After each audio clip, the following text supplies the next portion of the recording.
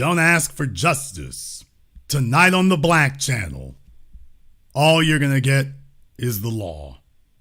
The Black Channel is live.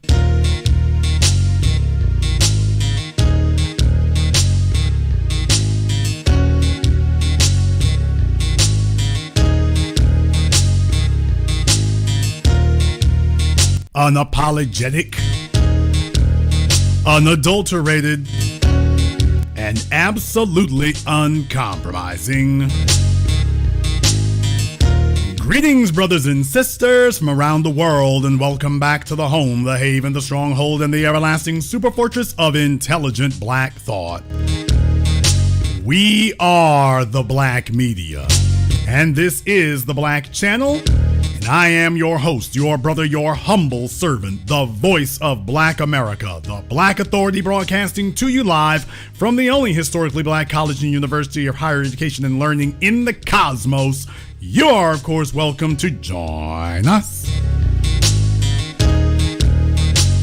And join us you shall, because on tonight's program here, we've got a lot of ground to cover here, and just to let you all know that we are keeping our fingers on the pulse of what is happening here. So in case you had not heard about it or whatever the case may be here, you know that we have been following the case of our brother Othal Wallace down there in Florida.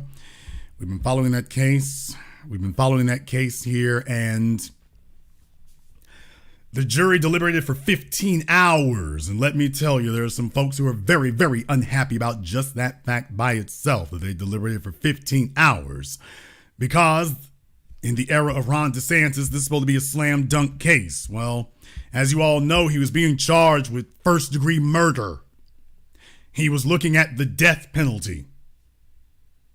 Let's be very clear. He was looking at the death penalty, and yet he was really only found guilty of manslaughter and a gun charge, which, by the way, in Florida, the gun charge is very serious, but the death penalty is no longer on the table. So, keeping that part in mind there, the death penalty is no longer on the table, and there's some folks there who are not happy about that also. Not happy about that as well. Because this is supposed to be a slam dunk case for them. In Ron DeSantis' Florida, this was supposed to be his Willie Horton, if you will. This is supposed to be the case here where he showed that happened. That whatever they say the law is, whatever they say your rights are or are not, if you are black, that's just going to be the end of it. That's just the long and the short of it, and you are done. But as you all saw here, we got together on that. And yes, I did put money on the books for this case. I did put money on the books for it. I wanted to make sure that my name was counted among that. So yes, I did contribute money to the legal defense of Othal Wallace because I took a careful look over the facts of the case. As you all know, I don't just blindly support something. You can't just say to me, well, brother man, and get my support. That's not the way it works. That's not the way it happens. And you know, I've been following this case because I consider this to be a bellwether. And when you see Jason Black stand up for something, he's letting you know this is a bellwether moment. This is one of those cases that following this and watching this and the outcome of it decides a whole lot for a whole lot of people. So it's very important that we follow cases like this. In the case of Othal Wallace here, I want to show you all something that maybe you hadn't seen, but I thought that this was very, very significant. Maybe you hadn't seen. Yes, that headline is real. Yes, that actually happened. Yes, it's exactly the way it says. Othal Wallace took the stand in his own defense. You did not see George Zimmerman do that, even though you had a number of George Zimmerman supporters. You did not see George Zimmerman do that because this is what it looks like when you know that you're right. By the way, he didn't duck the stand. He went on it. He wanted to let you know exactly what occurred. So just consider that. In case nobody had told you or informed you, by the way, he took the stand, testified in his own defense. Is that a man who's trying to run from the facts of the case? He's got his lawyers, he has his counsel, and he took the stand. Is that a person trying to run from the facts of the case?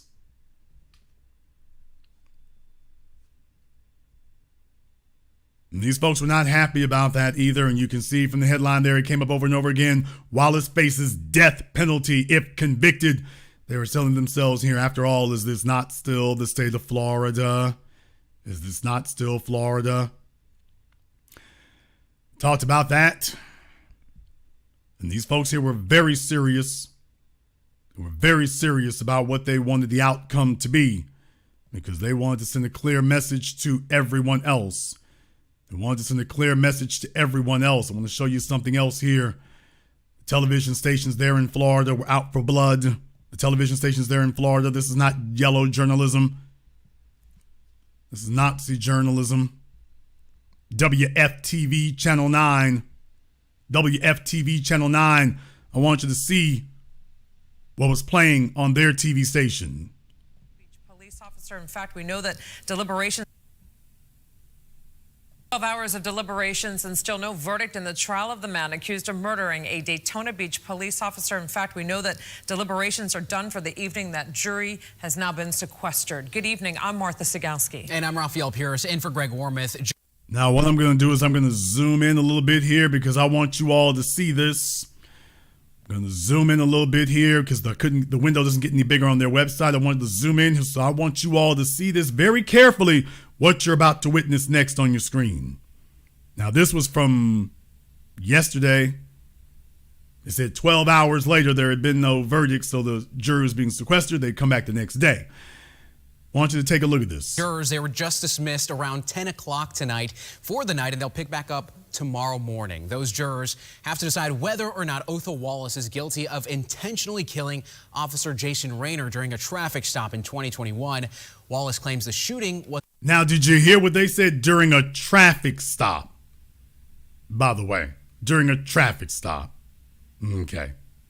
...was in self-defense tonight, and they'll pick back up tomorrow morning. Those jurors have to decide whether or not Othal Wallace is guilty of intentionally killing Officer Jason Rayner during a traffic stop in 2021.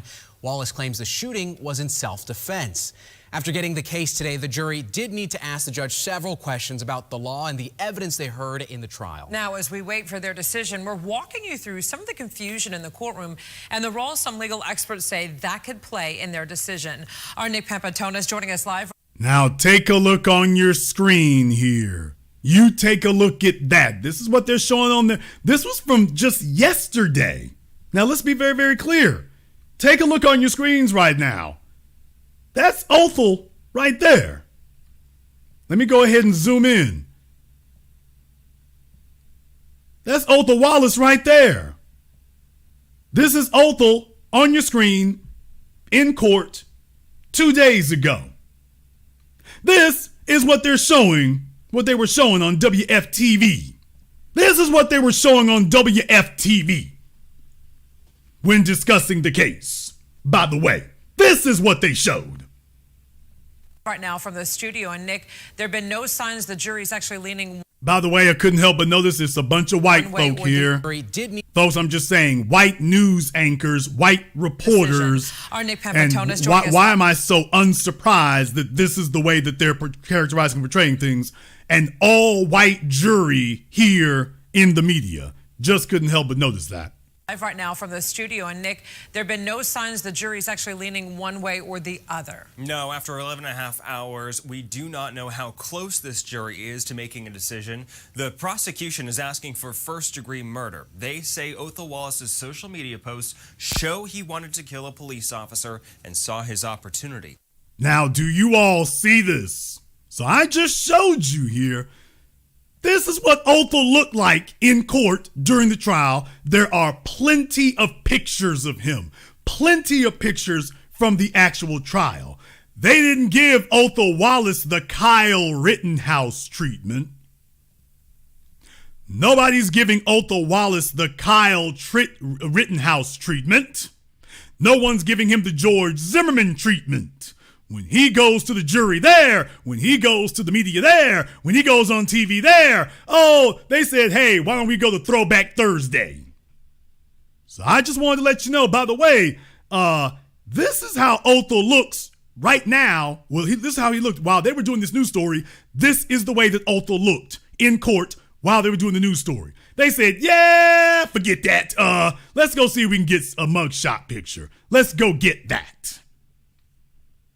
So when we say they were on code, when I tell you that they were saying this is going to be a slam dunk, we are reclaiming Florida for white supremacy, this is what I meant. But that could mean the death penalty, and juries do not know how close this jury is to making a decision. The prosecution is asking for first-degree murder. They say Othal Wallace's social media posts show he wanted to kill a police officer and saw his opportunity. But that could mean the death penalty, and juries tend to be careful about making those kinds of decisions quickly. Wallace says he was minding his own business when Officer Rayner approached, and he saw Rayner reaching for his belt. How is that a traffic stop? Tomorrow morning, those jurors have to decide. Didn't they just say that? Strawberry shortcake and her sidekick just told you it was a traffic stop. Now they're telling you, oh, well, he was minding his own business when he was approached. Othal Wallace's social media some traffic stop. Post, Rayner approached, and he saw Rayner reaching for his belt. Signs of hope for Othal Wallace throughout the first day of jury deliberations, with Wallace facing the death penalty if convicted of first-degree murder in the killing of Daytona Beach police officer Jason Rayner, the hours of debate increasing his odds of escaping a capital sentence or even being found guilty, but only because immediate verdicts usually favor the prosecution. I have cases where I think there's going to be a verdict within minutes, and it takes hours. It takes the next day, so you never really know. No one knows where the jury is at, only that all 12 still aren't on board. Jury members asking 5 questions that provided the only hints. They asked at what point a police officer legally detains somebody, if detainment can happen without reason, if an officer can restrain someone who is being detained, if the shooting location is considered private property, and if carrying a gun across a parking lot is considered concealed carry. Defense attorney David Bigney says, especially because the last question came after 10 hours of deliberation, self-defense, which Wallace's team is arguing, appears to still be on the table. What I'm thinking as I hear these questions is there's at least one juror in there that is toying around with, oh my gosh, they have not proven reasonable doubt. Wallace only needs one holdout to force a mistrial, and Bigney says while he can only speculate.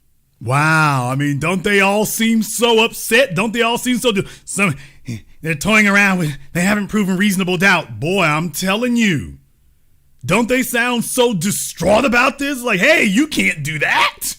Came after 10 hours of deliberation, self-defense, which Wallace's team is arguing, appears to still be on the table. What I'm thinking as I hear these questions is there's at least one juror in there that is toying around with, oh my gosh, they have not proven reasonable doubt.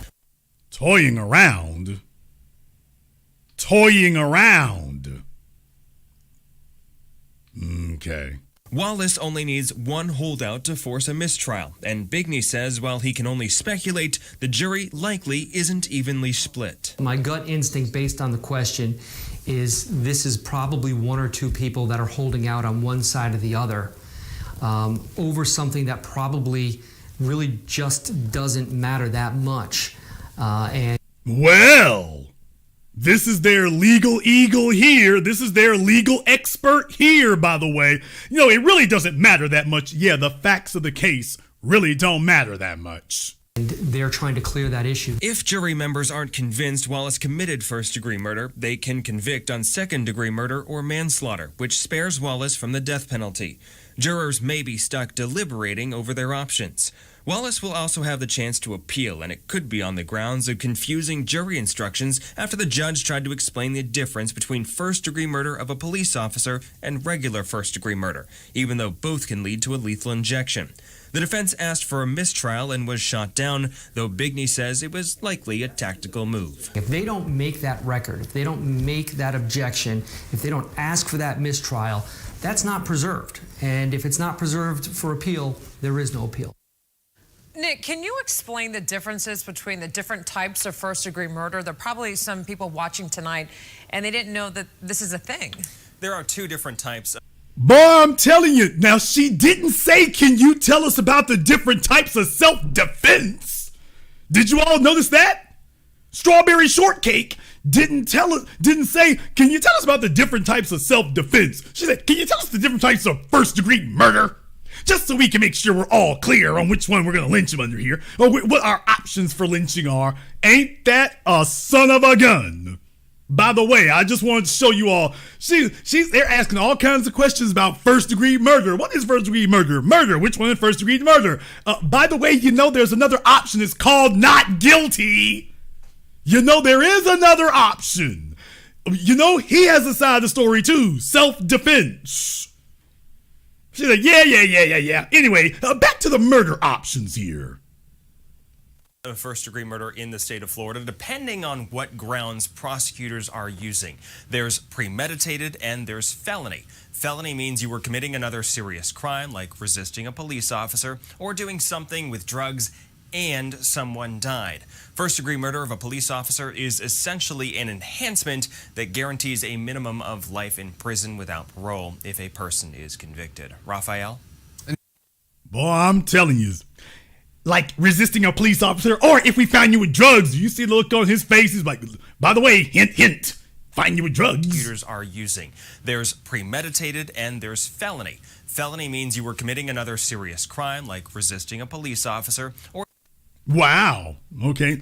You're committing another serious crime, like resisting a police officer. Boy, I'm telling you, folks, this is the media down there. These are the TV stations down there in Florida. And I say TV stations plural. Or doing something with drugs and someone died. First-degree murder of a police officer is essentially an enhancement that guarantees a minimum of life in prison without parole if a person is convicted. Now, they're deliberately saying this with this mugshot picture looking like Nicky Barnes' original mugshot picture sitting there behind him. You notice that? Do you notice that? He's saying all this. Usually they be cutting over to the guy or showing him and the other news anchors. They want to show this on the screen at the same time right here, just to let you know that, by the way, when we finish doing this, the fix is in. Resisting a police officer or doing something with drugs and someone died. First-degree murder of a police officer is essentially an enhancement that guarantees a minimum of life in prison without parole if a person is convicted. Raphael?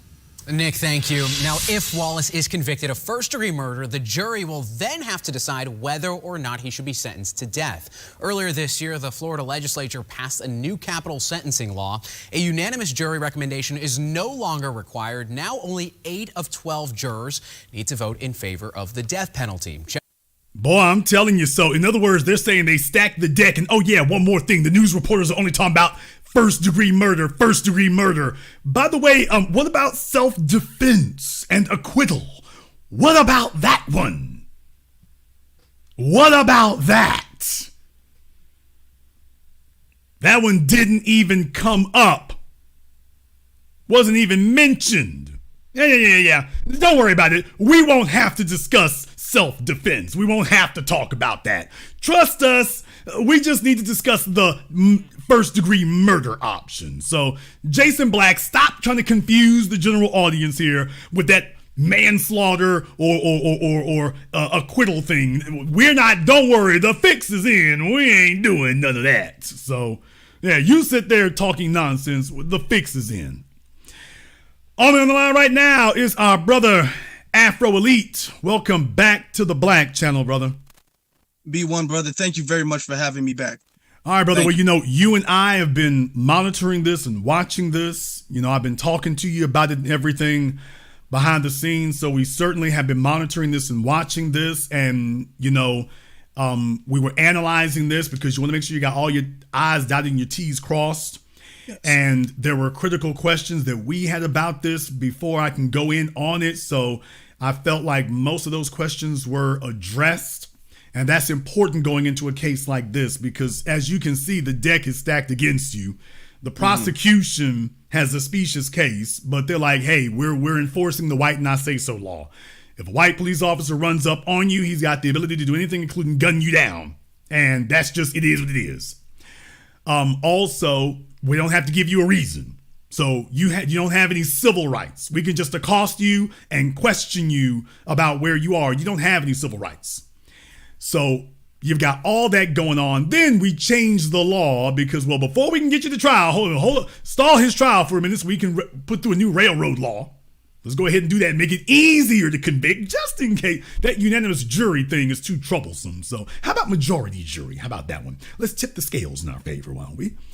So you got all that going on, and he still was able to evade the first-degree murder conviction.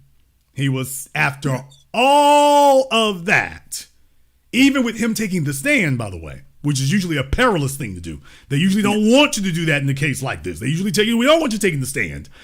This brother actually got on the stand, and that's how they were able to decide not to do the first-degree murder charge. How are you feeling right now? It's a bittersweet thing because I don't feel like in this situation he was guilty for anything at all. I feel like this is ultimately self-defense.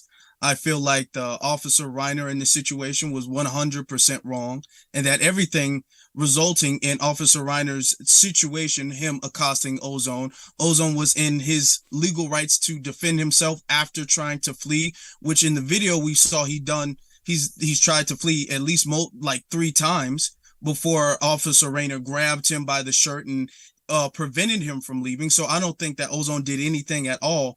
However, I will say in normal situations like this, most of the time the brother doesn't even come out alive in those situations. So not only did he come out alive, he was, he took his day in court, which is something that we don't tend to see. And then he actually did not face the death penalty. So ultimately, I think that this is a win. And I think that this sets a good precedent going forward, because before it was anything at all involving a black man and an officer, the officer is 100% in the right, no matter what the situation is, no matter what the case is. Now, they couldn't prove that Officer Reiner had a right to be there at all. But despite that, he's an officer, and you're a black man. So if he tells you to do something, you should just do it. And by you disobeying him, you should lose your life for it, or you should go to jail for it. And that's what we've been seeing. That's the history of America. But we see today is something that sets a different precedent of the fact that, okay, if an officer is acting unlawful, like the situation with Reiner, he was acting unlawful. And unfortunately, those were the consequences of his unlawful actions. And Ozone did not face the punishment that the white supremacist court, the kangaroo court, tried to throw at him. So I'm ultimately feeling happy about this situation. I'm feeling hopeful, I would say, about the situation. Well, definitely, like I say, those are the kind of things we want to focus on here, because going forward, we got this idea that we have rights, but we don't have them. This idea that we've got civil liberties, but we don't have them. And if somebody runs up on us and whatnot, you automatically don't have them. The Constitution is supposed to give us the presumption of the rights that we have. The Constitution is supposed to be the list of the restrictions on government, not the restrictions on us, but what the government is not allowed to do. And this idea that any police officer can run up on a black person, start questioning him without saying what you're being questioned for. You don't even know what you're asking because you're not supposed to answer any questions. So what would have happened if Othal had just sat there and didn't say anything? Well, you done watch black folk in Atlanta get gunned down at Wendy's in their car and didn't say nothing. So you watch that occur. So that's the situation that we find ourselves in. So right now you got Ron DeSantis, who's running for president. It's very obvious he thought he was going to use this case as another one. I'm tough on criminals and this, that, and the other, with no regard for exactly what that would say. I also think that there was a bit of overestimation on their part. And I've been saying this for the longest time.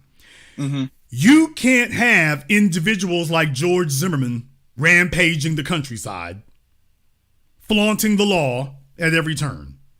You can't have individuals like Kyle Rittenhouse. When you do this kind of thing, what you're telling folk is that there really ain't any rules, is what you're telling them. That's the environment that you're creating. So 1 minute you're going to sit up here and say, okay, it's a free fire zone. And then the next minute you're going to say, okay, obey the police at all times and do what you're supposed to do. That's the whole thing right there. You're creating an environment like that. So in many regards, I think that and I'm talking about the lawmakers, I'm not talking about the jurors or whatnot. I'm talking about the white supremacists, suspected white supremacist lawmakers who thought that they were creating this, okay, we need everybody to do things just like that. Well, that may work out sometimes, but it's not going to work out all the time. And I think that that's what they were counting on, was that they were creating, they were creating a situation where they figured, well, everybody will be on code, and then we got to play with the rules to make sure enough people are on code, and that they really overestimated people's ability to maintain that integrity. I think they really underestimated that. Once you've seen enough of these guys get off, a lot of folk are like, okay, we're confused. What are we supposed to do? I mean, do we convict him or do we not? Or what does he want us to do? I think that plays a part in it. What do you think? I agree. Like you said before, for the example of Kyle Rittenhouse, when they set the precedent of the judge just dismissing all of the gun laws that he broke, the state and federal gun laws, and how the federal government didn't really do anything about the gun laws, when you set that precedent of, okay, in a situation that involves somebody being shot to death, we're going to dismiss the gun laws that Kyle Rittenhouse broke. You can't set that precedent and then in the next situation with a black person be all like, okay, now we want to use these gun laws. Either they count or they don't. When you set the precedent that the gun laws can be dismissed, that the gun laws are not significant to the case, then you have to use it going forward. Or with George Zimmerman, he was the one who was following Trayvon. He was the one who started the incident. When you set that precedent of somebody was doing something they shouldn't have been doing, and they can still claim self-defense, once you set that precedent, then when a black person uses that precedent, now they're upset. Now they're in trouble. Now that they don't want that. It can't be, okay, these are one set of rules, and then we can reword it and twist it and manipulate it so that those same rules that we use for the dominant society does not count when it comes to black society. So this is what they made. This is the bet that they made, and unfortunately, they're lying in it. I fully agree with you on that. I also think that it helps that this, had television coverage to it, because that lets the jury know that people are watching. So now they are more aware than ever that people are watching your decisions. They're watching what you're doing. And I think ultimately after all this judicial malfeasance and everything, they really just didn't have a clear code of this. This is a decade of mixed signals you've been sending. It was one thing when it was very, very clear. Now it's a decade of mixed signals. And what you're trying to say is, look, damn it, if white folk kill the black folk, you're supposed to say acquitted. That's what you're supposed to say. If black folk do it here, it's supposed to be automatic guilty. Damn it, who ain't getting the memo? And what I'm saying is now all you've really done is confuse these people. They don't know how to thread that needle. What you were supposed to do was convict him of first-degree murder of a police officer. That's what you were supposed to do. The problem is these folks have seen a decade of you telling them that, by the way, it's a free fire zone. By the way, the Kyle Rittenhouse isn't bound or held by the straw man gun purchase law. So now you're trying to sit up here and wag the finger at Othal about, well, did you have a gun and how'd you have it or whatever, when you just said it didn't matter how Kyle Rittenhouse got his. You sat there and watched Kyle Rittenhouse gun people down on video and claim self-defense. When you keep moving that line, just understand that becomes the new normal. Exactly. Every time you move that line, you just established a new normal. Now you're going to go there in court and try to tell folks, no, the old normal. We judging by that one over there. And they're like, wait a minute, I'm confused. Next thing you know, 15 hours later, they're like, yeah, we're going by the new normal. We're going by that one. And according to that one, this is what we got to do. So, yeah, new normal. This is what happens when you're all over the damn place. The white supremacist lawmakers are on code with each other, but the rest of the society is out of sync with you. I want to also ask you about, as far as this case here is concerned, because I know you also, I think did you do a Twitter space about this yesterday or today? On my YouTube channel, I did something about it today. Okay. I broke it down, yeah. Okay, and what was the sentiment from everyone over there? The sentiment was that he was railroaded, that it was unfair, because we were talking mostly about the prosecution's argument, about how they were talking about he should have just complied with Officer Rayner, regardless of whatever reason he was there. He should have just complied. So most of the people were upset that the prosecution was making that claim. That's the most of the time we were talking about. Well, there's the interesting thing about it, though, brother. He should have just complied. He should have just complied. Complied with what? He doesn't even know who this is or what they're doing. Comply with what? So just if a random white person runs up on you, you should just do it. Comply with what? There's the real problem with that rationale. I'm complying with what exactly? I don't even know what I'm complying with. So that's the definition of slavery. Yes. When you're being told to comply and you don't even know what or why you're complying with, that's not law enforcement, that's slavery. You just do as I said, nigga. I'm here, do as I say. You don't have to understand why. You don't even have to understand what. Just do as you're told. I don't even understand. In a day and age where you've had police officers, shout out Daniel Holtzclaw, among others, shout out Michael Slager, out here gunning people down, raping people, and doing God knows what else. No, you don't, quote unquote, just comply. I need to know what the hell's going on here. I don't even know what's going on. I don't even know what's happening. Do you live here? Whoa, who are you? What are you asking me for? That's a normal circumstance. What you're trying to railroad through here, this is something totally different. And you would never be running up on white folks saying that. There's a reason why you don't have any videos of them doing white folks like that. Exactly. There are no videos of 20-year-old white women and they're running up on them. Do you live here? Why are you asking me that? Just comply. Do as I told you. Do you live here? Mm-hmm. Nobody would be supporting that. The news media would not be backing that. Mm-hmm. They wouldn't be doing that. Another thing that they underestimated here, once again, you've been spending your whole damn time everywhere across the country now. They want to make it where carrying a gun, anybody with a gun, you're okay. That's the new normal you set. Anybody with a gun anywhere is okay. And that's the way it's supposed to be. The idea, and you and I both saw that in Florida, the idea was supposed to be that you're deputizing any wannabe white supremacist to assault black people. That was the idea you thought you were doing. And now you're going to try to tell everybody, oh, we don't want to do that. Or you can't do that. Wait a minute. You can't spend the last decade liberalizing the gun laws, saying that anybody who wants to carry a gun anywhere for any reason, it's legit. And then say, whoa. Not legit here, though. Not legit here. Exactly. It doesn't work that way. That was why in reality, the quack lawyers they had on there, they were worried. They were worried because they knew the questions that the jury was asking. I want to go ahead and get into that here for just a few moments here. If I can, Brother Afro, I want to get into that for just a few moments because the jury was asking some questions. The jury was asking some questions about that. And I don't think some folks were really thinking about what in the world that was. I want to show you all some of when they talk about there were questions that the jury asked. I want to show you on the screen here exactly what they're referring to. What they're referring to was this on your screen. These were, they said, the questions the jury was asking, that the jury had asked questions. Well, here's some of those questions. Not some of them, it should be all of them, but here's a question asked. Jurors asked 4 questions of the court in the initial hours of deliberation. Well, here are the questions they asked.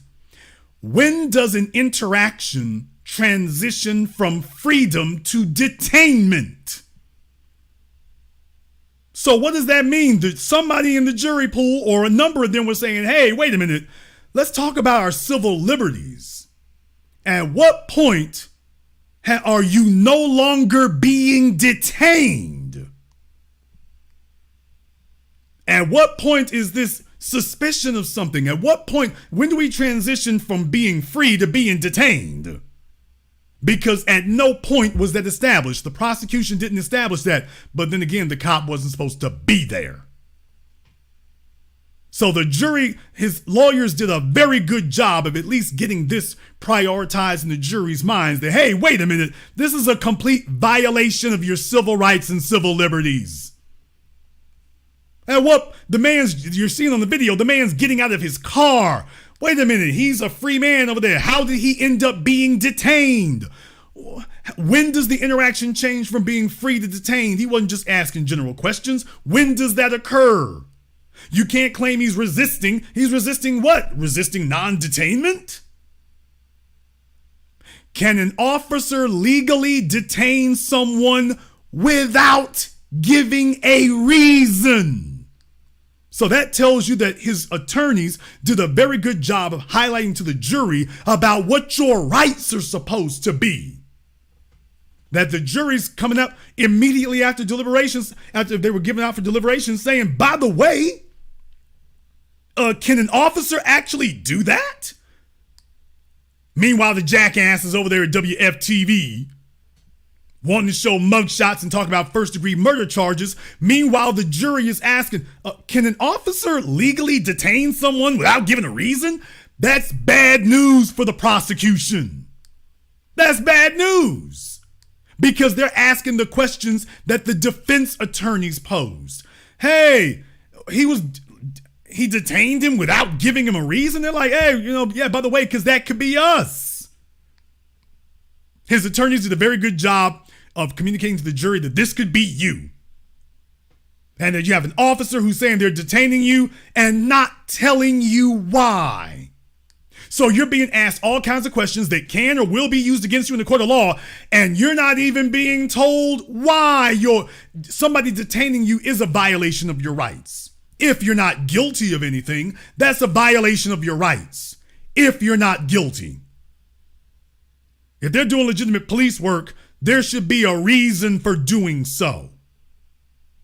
And a person should be aware of what that reason is, because technically speaking, they don't have to answer anything at all, but I shouldn't be getting asked any questions if I'm not guilty of anything. So you see, I want to find out, by the way, is this even a legit stop? Because I can probably shut this down before we even get started. Number 3 is the apartment complex, not a traffic stop. WFTV strawberry shortcake and her dunce. This wasn't a traffic stop. Is the apartment complex where the shooting happened considered private property? So what does that tell us?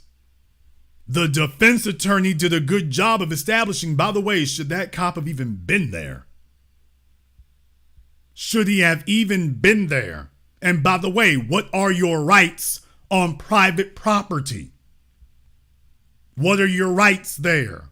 What are your Second Amendment rights on private property? Is carrying a gun across a parking lot considered concealed carry? So I'm wondering if the prosecution tried to make some sort of confusion about that to say that was illegal, because either which way, it's not. So they're obviously trying to deliberate about the gun charges. Well, is carrying a gun across a parking lot considered concealed carry? Carrying your gun from your front door to your car, is that considered concealed carry? So the jury was asking about your rights as citizens. What are our rights? It says they received answers to 2 of their questions. A person is detained when they are no longer free to leave. These are the answers they got. A person is detained when they are no longer free to leave. Well, that's rather open-ended. That's rather broad and ambiguous. Someone can be detained without being given a reason. Now that rubs all of us the wrong way. There's nobody who hears that sentence who doesn't understand that sentence for what it is. That's a suspension of your civil rights. I can be, quote, detained and never told why. I can be detained and questioned and never told the reason for it. That right there is going to rub folks the wrong way. Now you're going to have a situation where the jury's like, okay, yeah, we want to fall back on that one, because you can understand even as a white person, you might get pulled over by somebody you wish you wasn't getting pulled over by.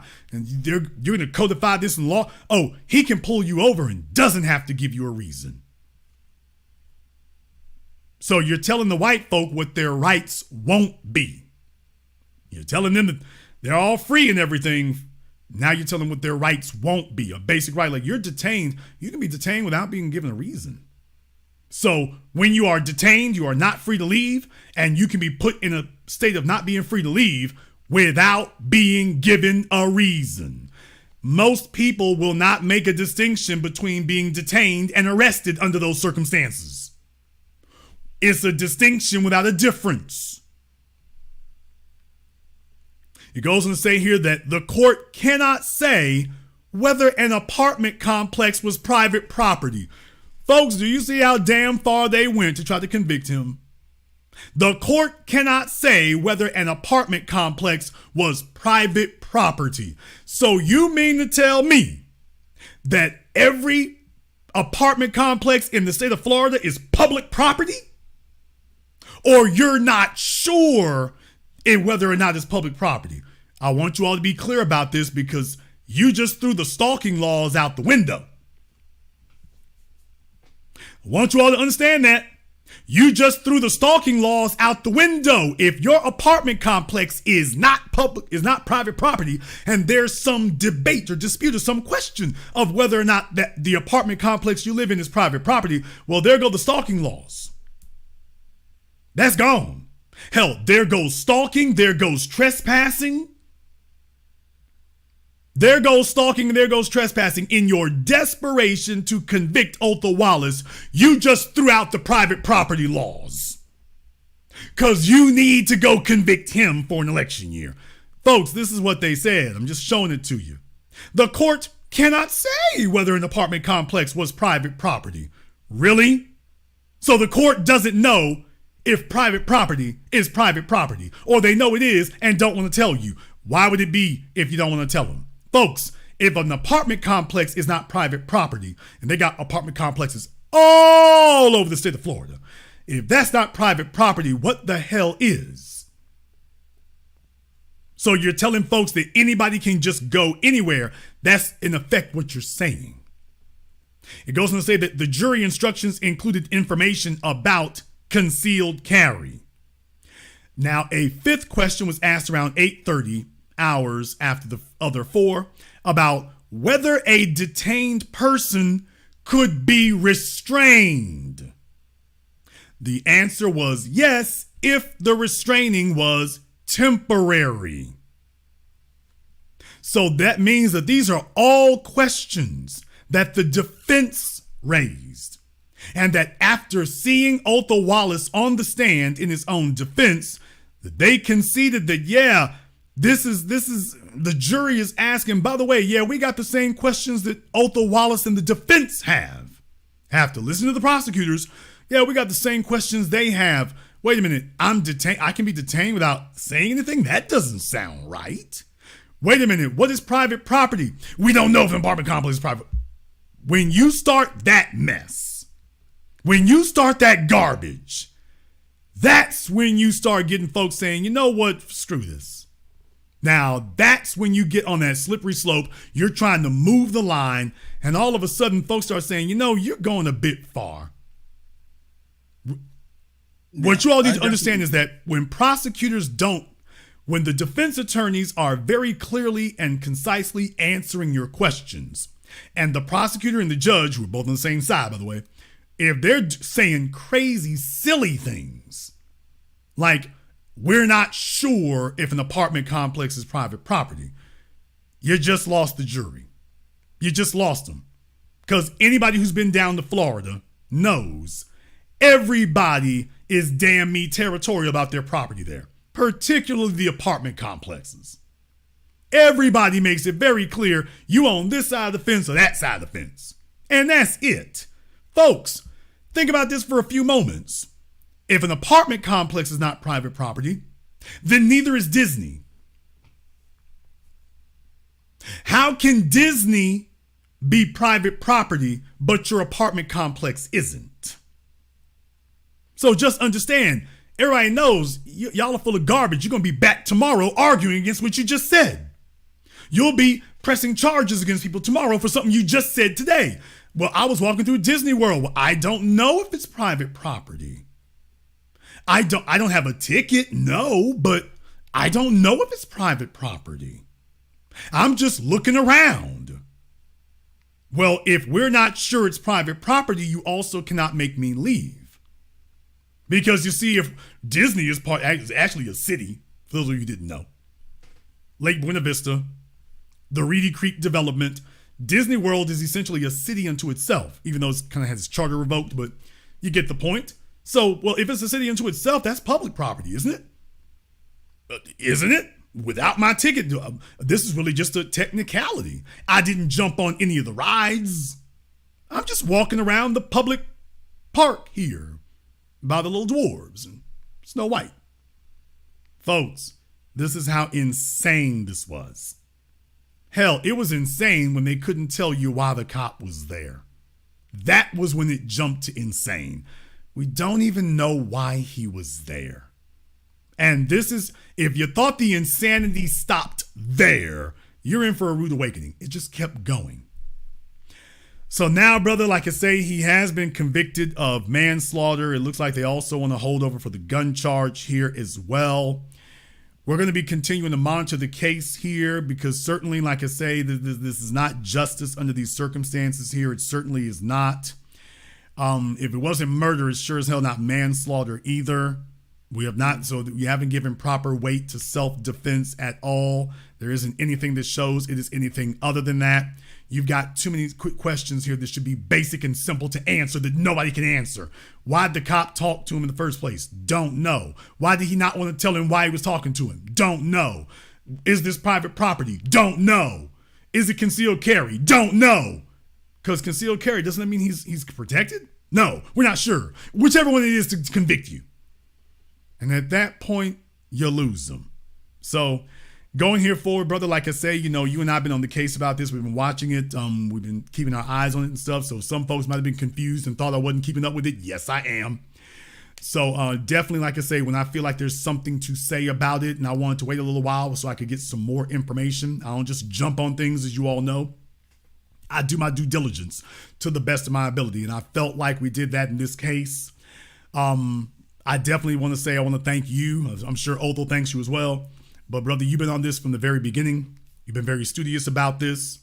So, definitely, just like our sister Nicole was about Bill Cosby, you have been on the case about this for Othal. So certainly raising the profile of these things is how we prevent railroading from happening. Folks getting together and making this a cause and stomping for it. I've always told you, never underestimate the power of your voice. Never do that. Just because you, quote unquote, don't have as big of a microphone as we do here in the black media or whatever, none of you, do not underestimate the power of your voice. An echo chamber begins with one person. It begins with one person. But if these things really matter to you, you keep banging the drum. You don't worry about who is or isn't responding. You keep banging the drum. You're far more powerful than you think. I'll let you have the last word. I want to say thank you, TBA. Thank you for everything that you've been doing and supporting. We have been talking a lot about this.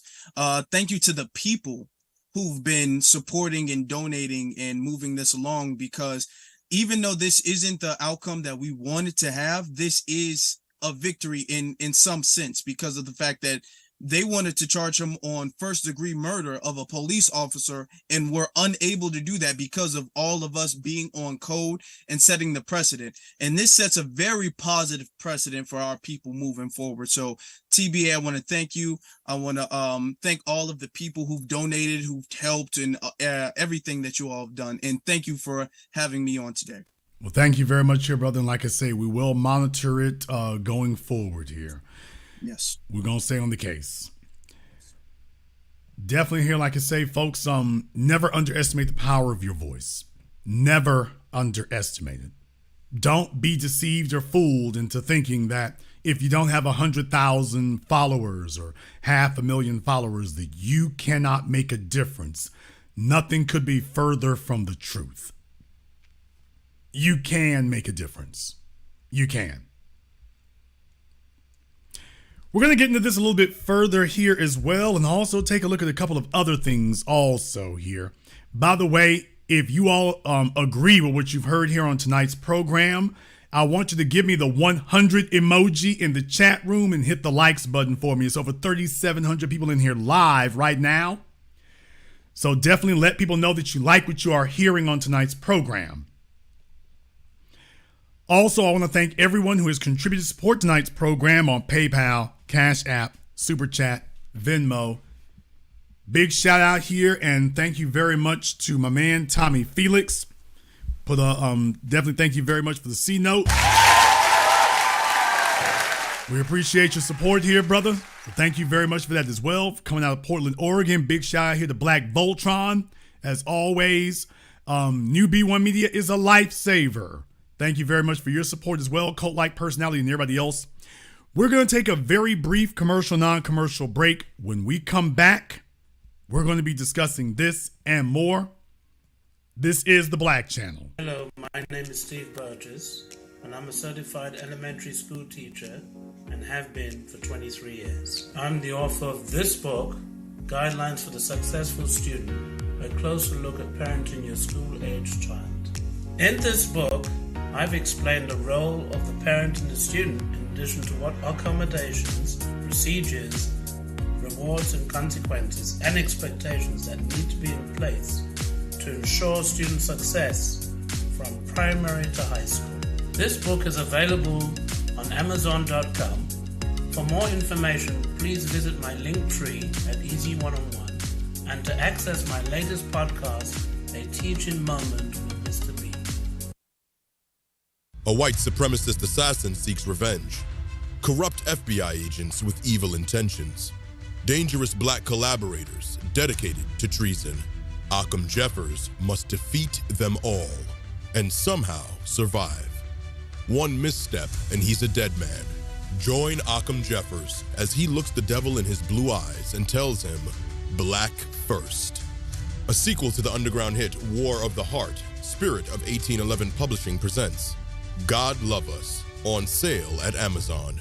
Pre-order and save today. Visit spirit of1811publishing.com and show your love. More Threads, a brand owned by a descendant of Black American freedmen, was created to uniquely address Black American history and contributions that have been intentionally hidden and suppressed. Use their apparel and more to learn and share the Black American history of Black inventions, heroes, towns, Black business districts, and more. Sign up and support not only a Black-owned business, but a movement at www.morethread.co.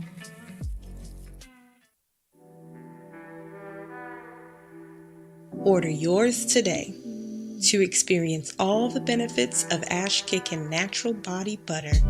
With skin so smooth and soft, you'll thank us for it. Shop Ash Kickin' online. That's ASHKICKIN.com.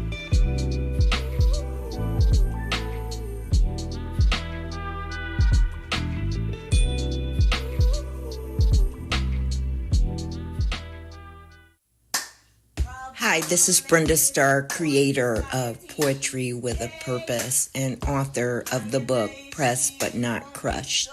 Pressed But Not Crushed is an anthology of political poems that address current and historical issues in American descendants of slave population and African American population. The book describes slavery and its residuals, Jim Crow segregation, social depredation, and other relevant issues to American descendants of slaves and African Americans, including the current political climate that does not address our issues.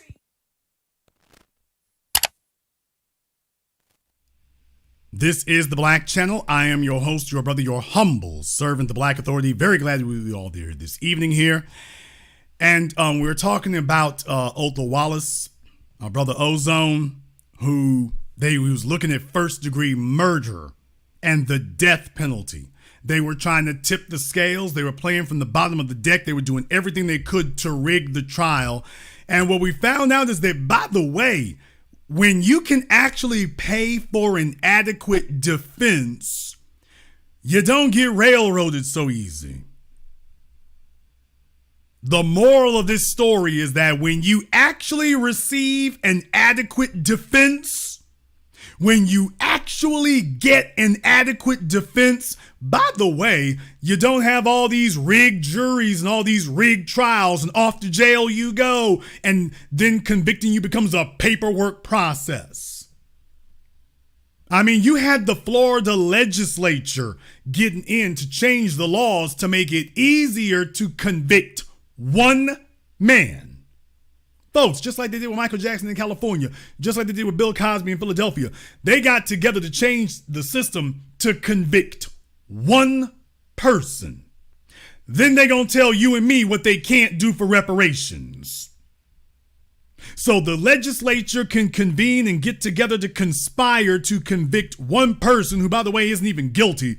But then you're going to tell us about what you can't get done for reparations. Oh, it's too hard. We got so much going on.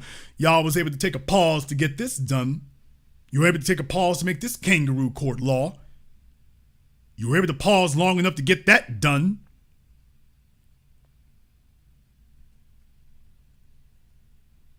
I also want to make it very clear right here that you have one of the most activist generations ever.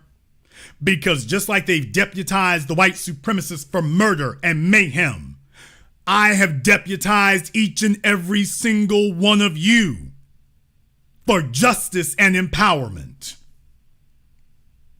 And do not worry about how loud or soft you think your microphone is. When you've got a competent operative class, the job gets done. It never gets done completely to our liking, but the job gets done. You didn't see a bunch of marching, protesting, and praying, folks. Did you see what happened? They said, we need you to pass the hat. We need resources. Praying is cool and great. We need y'all to drop some dollars. He's on trial for his life, and tomorrow that could be any one of us. That they're trying to tell you that they've converted the entire state of Florida into a sundown town. That could have been any one of us. That's why it was so important for us to move as a unit and be on code. Because now we've set a precedent. We set a precedent about how we respond to situations like this.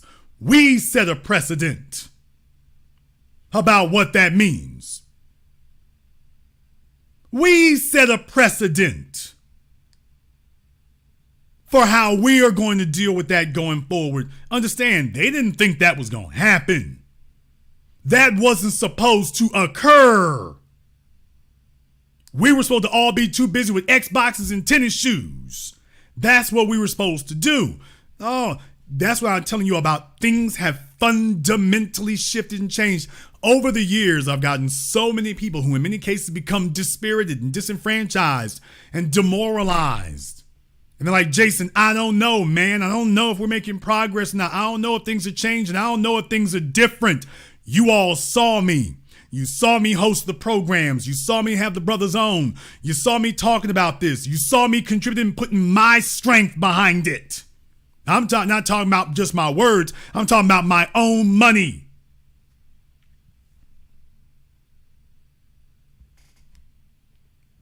This is what it means to set a different precedent, that this is going to be the way things are. This isn't just Trayvon Martin for a year or a pull-up summer. This is pull-up era.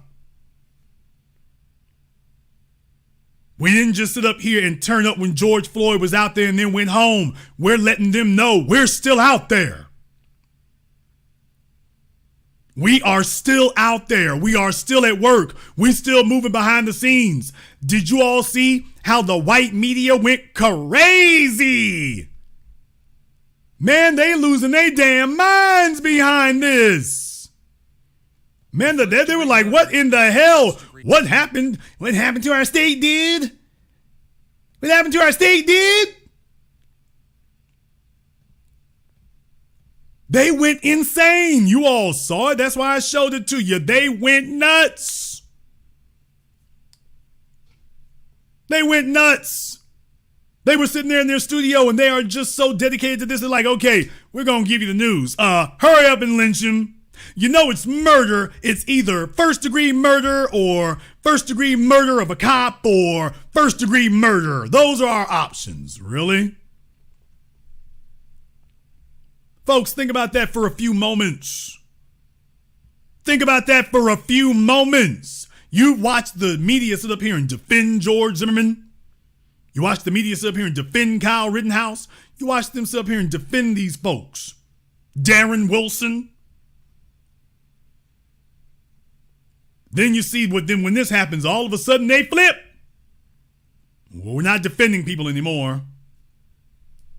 Yeah, you know, we need to discuss the murder charges. And yeah, it's murder, first degree murder. You know, by the way, acquittal is an option too. Yeah, no, we don't see anything for that. So just understand what else we've done, folks. We defeated the white supremacist media. We didn't just defeat the white supremacist system of Florida. We didn't just defeat the suspected white supremacists supporting it. We also defeated the white supremacist media down there in Florida. We defeated that too. We beat them too. Because they were here to just rubber stamp it. Remember, I've taught you about the 5 steps to Nazi Germany. What is step number 3? The media begins to persecute you and speak against you. The media joins in so that they can create the societal narrative that everyone's supposed to rally behind. And then when they get done telling the story, it's supposed to be, well, of course you're guilty. Well, of course of course he did it. Of course he's guilty. And of course he did it. What are you talking about? I mean, everybody knows that. Of course he's guilty. Then it becomes that. And that's what they were supposed to be doing. Well, of course he's guilty. Well, you know, we reported on this. Of course he is. And by the way, you notice that at no time during this summarization of the events, at no time did they mention, by the way, Officer Rayner never said why he was even there. He never called into his dispatcher. It's mysterious. They could have at least said it's mysterious events of even why Officer Rayner pulled into the apartment complex. They sat up here and said it was a traffic stop. In for Greg Wormuth. Jurors, they were just dismissed around 10 o'clock tonight for the night, and they'll pick back up tomorrow morning. Those jurors have to decide whether or not Othal Wallace is guilty of intentionally killing Officer Jason Rayner during a traffic stop in 2021. Wallace claims the shooting. That's the media literally sitting there starting off lying and talking about it was during a traffic stop. No, it wasn't.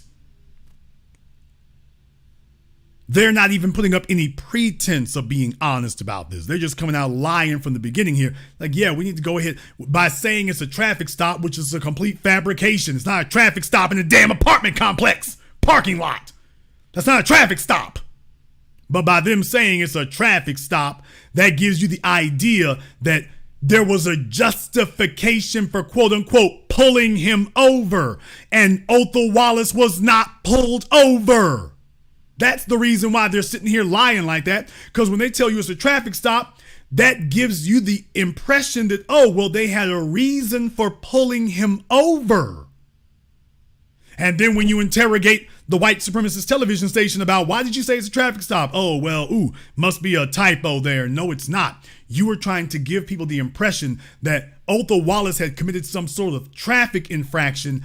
But the bottom line is that there was a justification for the cop running up on him. That's what you were trying to do.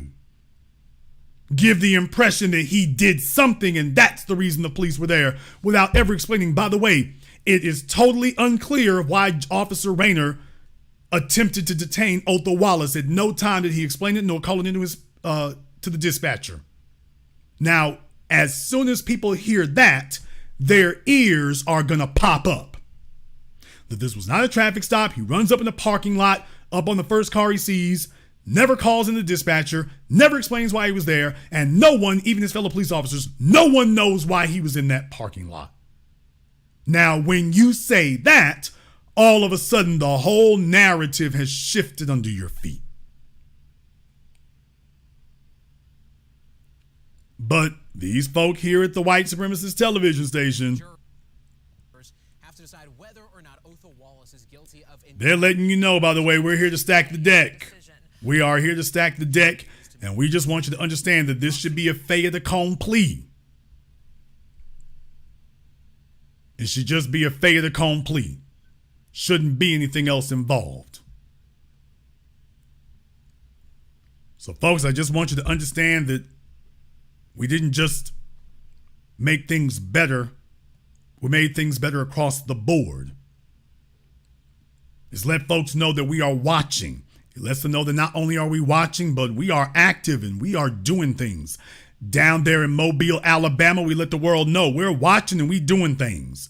Now with Othal Wallace, we let them know we're watching and we're doing things. We aren't just giving lip service.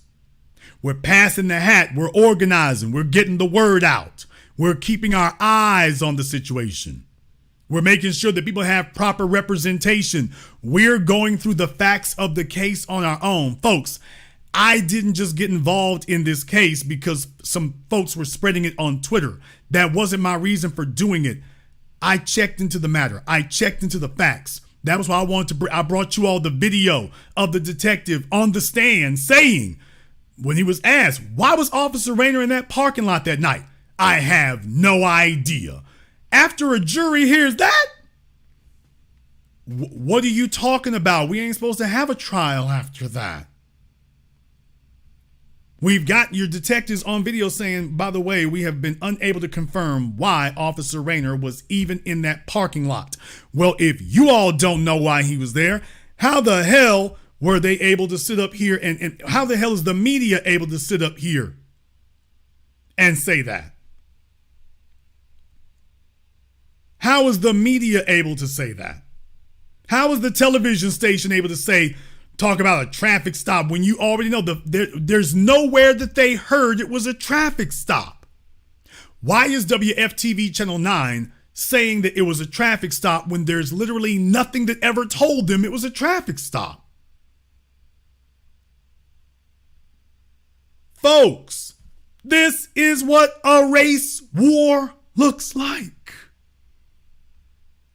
It looks like sheer insanity. People just saying things, making it up as they go along. This is what a race war looks like. And that's why I want you to be aware of what it is and what we got to do about it, and never underestimate the power of your voice. Don't underestimate that. Don't underestimate what you can do. Don't underestimate what you are capable of. Don't underestimate that. If you take away nothing else, do not underestimate the power of your voice. Don't underestimate the power of you and me and us and we. Not at all.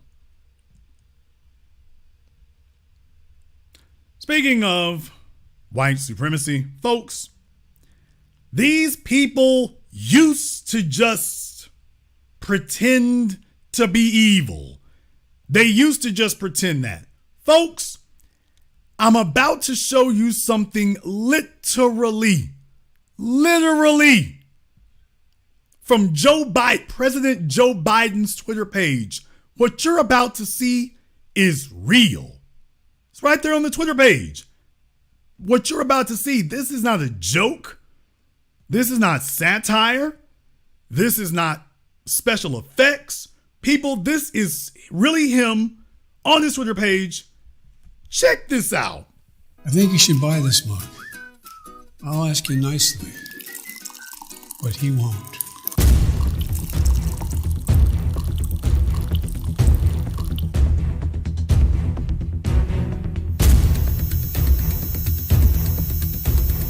I think you should buy this book. I'll ask you nicely, but he won't.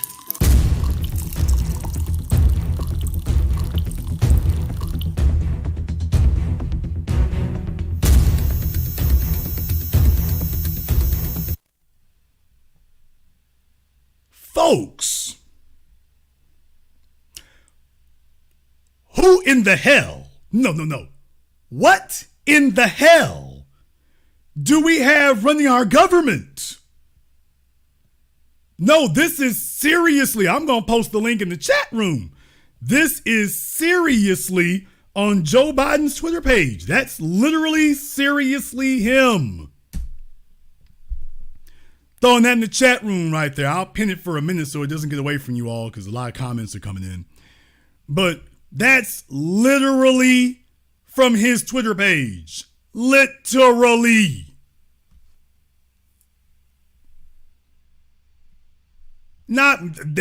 Go buy your color changing mug today. Are we serious?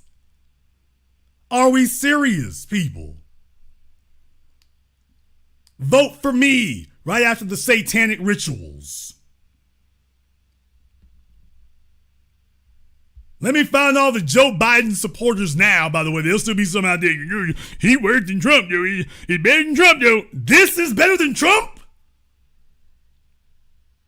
So the son of Satan is...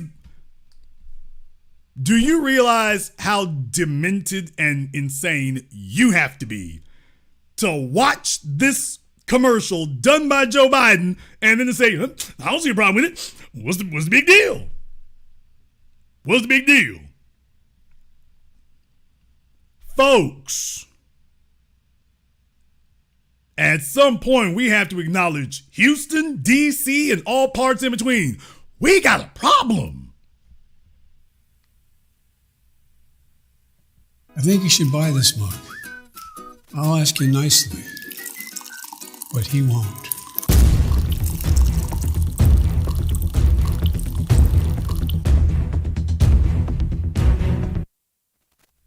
Folks, have you ever seen a presidential candidate threaten you to buy his merch?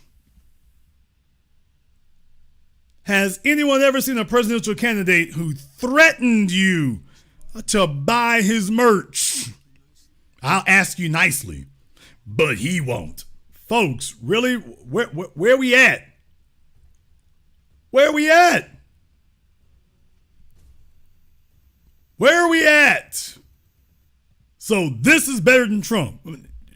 Man, do you realize how far off your damn rocker you got to be to say that? Do you realize how far you got to be gone? How far gone you have to be?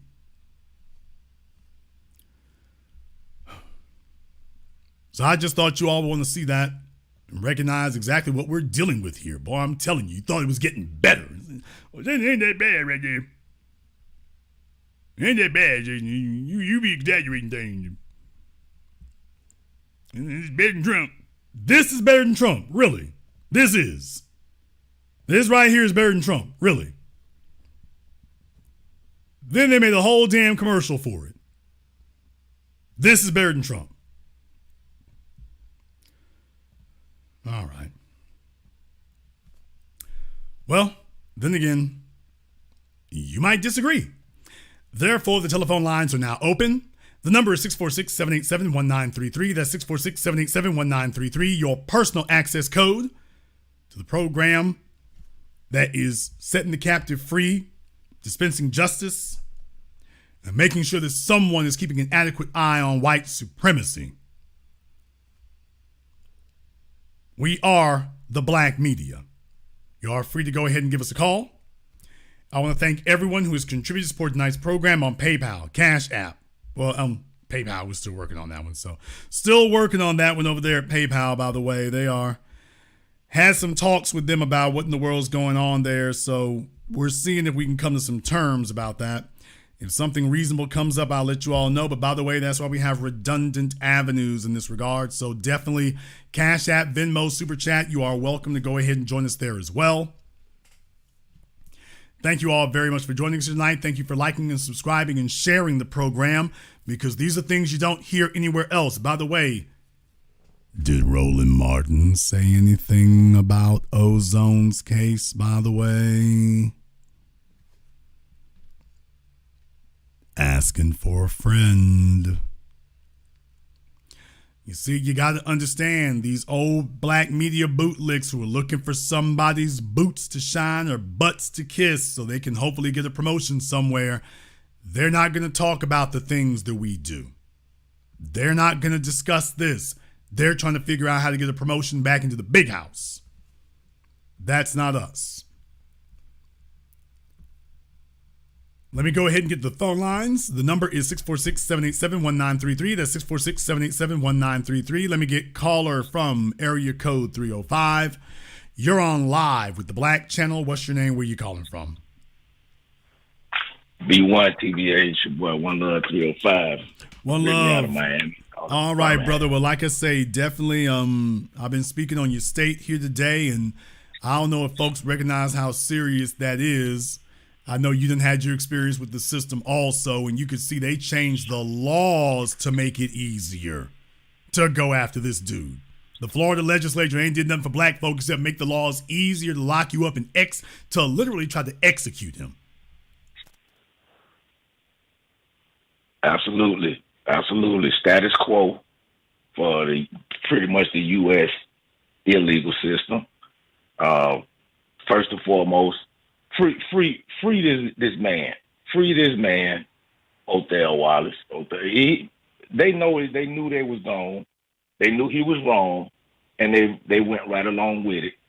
And just in about 45 seconds, I could tell you the same thing happened to me. It just wasn't on the murder.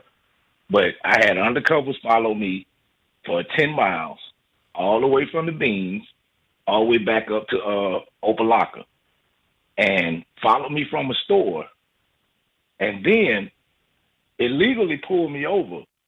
Went through the whole thing, man. I had the whole trial. 2 undercover officers in the same car took the stand. One said he turned the lights on 2 miles away. The other one say they activated the lights a quarter mile away from my house, which was a actual apartment. Everybody familiar with Miami, Opelika, Aswan Village, which is a gated apartment. So yes, that is private property. And to your point, TVA, if you don't know what private property is, then that means there's no longer any such thing as trespassing, because we don't know what private property is. So they follow me inside, pulled me out the car, charged me with resisting without violence, eluding and evading, and said I knew who they were. And I made the case, I defended myself, I made the case that, aren't you all undercover? Yes. Were you in an unmarked police car? Yes. Is the purpose of being in an unmarked police car is to not be recognized immediately as police? Yes. Then how can you say that I knew who you were? We don't care. And 2 officers sitting 10 inches away from each other, telling 2 different stories, separated by 2 or 3 miles, and they still wanted to let the trial go just to see if I was going to be able to defend myself. And that was over 10 years ago. And the same thing happened while I was up here in Birmingham. So this is just the status quo. And like you say, they'll change the laws. They'll change the laws. While I was being found guilty up here last year, January 6th, I get home and find out that they done stormed the Capitol. And these people done charged me guilty on 3 charges with no evidence and contradicting evidence where the body cam shows the actual opposite of what the police said in court. And he used it as his evidence. And yet they found me guilty on all 3 charges, which of course I appealed and got all 3 of them dropped for lack of evidence, but nothing happened to the officer. So I believe what you were saying, TBA, is, from years ago, goes right back to the Rittenhouse effect. Yeah, you done messed around and confused the jury, because I told those people, I want my jury trial. And I said, make sure you don't have not one black person on my jury. I want all 12 white people to say that they can't walk across the street with their gun, and they have their house. Your house actually expands, your property expands at least 100 yards. You don't need a permit if you're within your own property. And then they were scared. And they dropped all the charges during my appeal. They dropped them. I wasn't acquitted. They dropped the charges because they didn't want to take that L. And that's why I had to call in on this, because what they assume is that you don't have the ability to defend yourself. When a black person is arrested by the police, the society makes the automatic assumption that you don't have the ability to defend yourself, that you're going to have to get a public defender or whatever, or you're going to plea bargain it. That's the assumption that they make. Where it throws them a swerve is when you show you do have the ability to defend yourself. And every time that happens, you find out just a bunch of jankiness is going on. That's what you find out when that occurs. And there should never be a situation where they're dropping charges on appeal. That shouldn't be happening, because if that occurred, then that just basically throws the whole damn thing into question, period. Throws the whole damn thing into question. What the hell are we doing? As far as the private property thing, like I say, by the way, that'd be one of those sneaky ass little things. When folks tell you about the law of the land, people, this is what we mean by $1 million of whiteness. One love. There isn't a single court in America that you could go into and argue that an apartment complex is not private property if you black and you committed an offense. There's not a single court you could. The judge would have you arrested and kicked out the court for contempt of court if you attempted to say something like that. Okay, so we know that that's the law, and yet Othal Wallace just went into a court with a judge who said we can't say whether or not an apartment complex is private property. So you and I both know what the damn law says. But when it is time for the court, who is supposed to be the executor of the law, to do their job, all of a sudden, the law says whatever we want to say. Private property, well, I mean, technically the Constitution says that, but for this court case, we don't know what private property. Play it however you want to. Now, you think about that for a few moments. From living in Florida, the private property laws are very clearly spelled out in the state of Florida. You can't have your stand your ground laws without that. It's very clearly spelled out in the state of Florida. Florida is one of those castle doctrine states. It's very clearly spelled out in the state of Florida, and yet they just sat there and said, "Yeah, we know what the laws say, but for this court trial, we ain't holding to that." Now think about that for a few moments. What I'm saying is they're literally telling us what our rights are on a case-by-case basis. Now, we all know what the damn law is for private property, but when you walk into a court of law in Florida or other states, we're going to talk about Florida today, they're telling you the law is whatever we say it is today. By the way, sounds frighteningly familiar, Kyle Rittenhouse. Yeah, here is whatever we say it is. Yeah, we know there's a federal law that says straw man gun purchase is a felony and everything, but in this court that doesn't apply. How is that possible? The law, we all read in the law is right there. Yeah, I'm the law. The law is whatever I say it is. This is what we're up against. We ain't never looked up and been able to do something like that. If a black person wins a case, it's got to be by the law. In the white supremacist system, they just make it up as they go along. You damn right we're on code. You damn right reparations. You damn right that's exactly what it is. I'll let you have the last word. I appreciate it, TBA. Hey, shout out to Afro Elite, man. I did watch that on the YouTube live earlier today where he was breaking that down. And you touched on some stuff that he said. So in closing, I just want to address we don't know if it was private property or not, being that is an apartment complex. I'll just say it like this, TBA and B1 Brigade. If you don't know, if you're not sure that it's a private property or not, and it's an apartment complex, then hey, you have to take down all of the gates, all of the fences, because you can't, a private person, public citizen can't put a gate up around public property and lock it. Yeah, you can't tow anybody. You can't enforce towing. You can't enforce parking. If you're saying we're not sure of this private property, towing, parking, trespassing, stalking, hell, vandalism. Well, whose property does this belong to? Who the hell is paying taxes on this damn thing then? Who's paying taxes? That should be a frightening thing for any investor in real estate in Florida here. Anybody with rental property or investment property in Florida, this should be frightening for you to hear that, by the way, during this murder trial, the court in the state of Florida said, yeah, we're not sure if your investment property is private property or not. Vote for DeSantis. Thank you very much for giving us a call tonight. Let me get caller from code 701. You're on live with the Black Channel. What's your name? Where are you calling from? Hey, this is Rhea calling out of Fargo, North Dakota. All right, Ray out of Fargo, what's on your mind? Just wanted to call in. I am extremely, it's been an emotional week, just keeping up with the trial and everything. One thing that I did notice from the prosecutors, one thing that they had said, I don't know if you remember when they said that they wanted to point out that he had these 17 run-ins with the police. And they had kind of deliberated about that before the jury came in.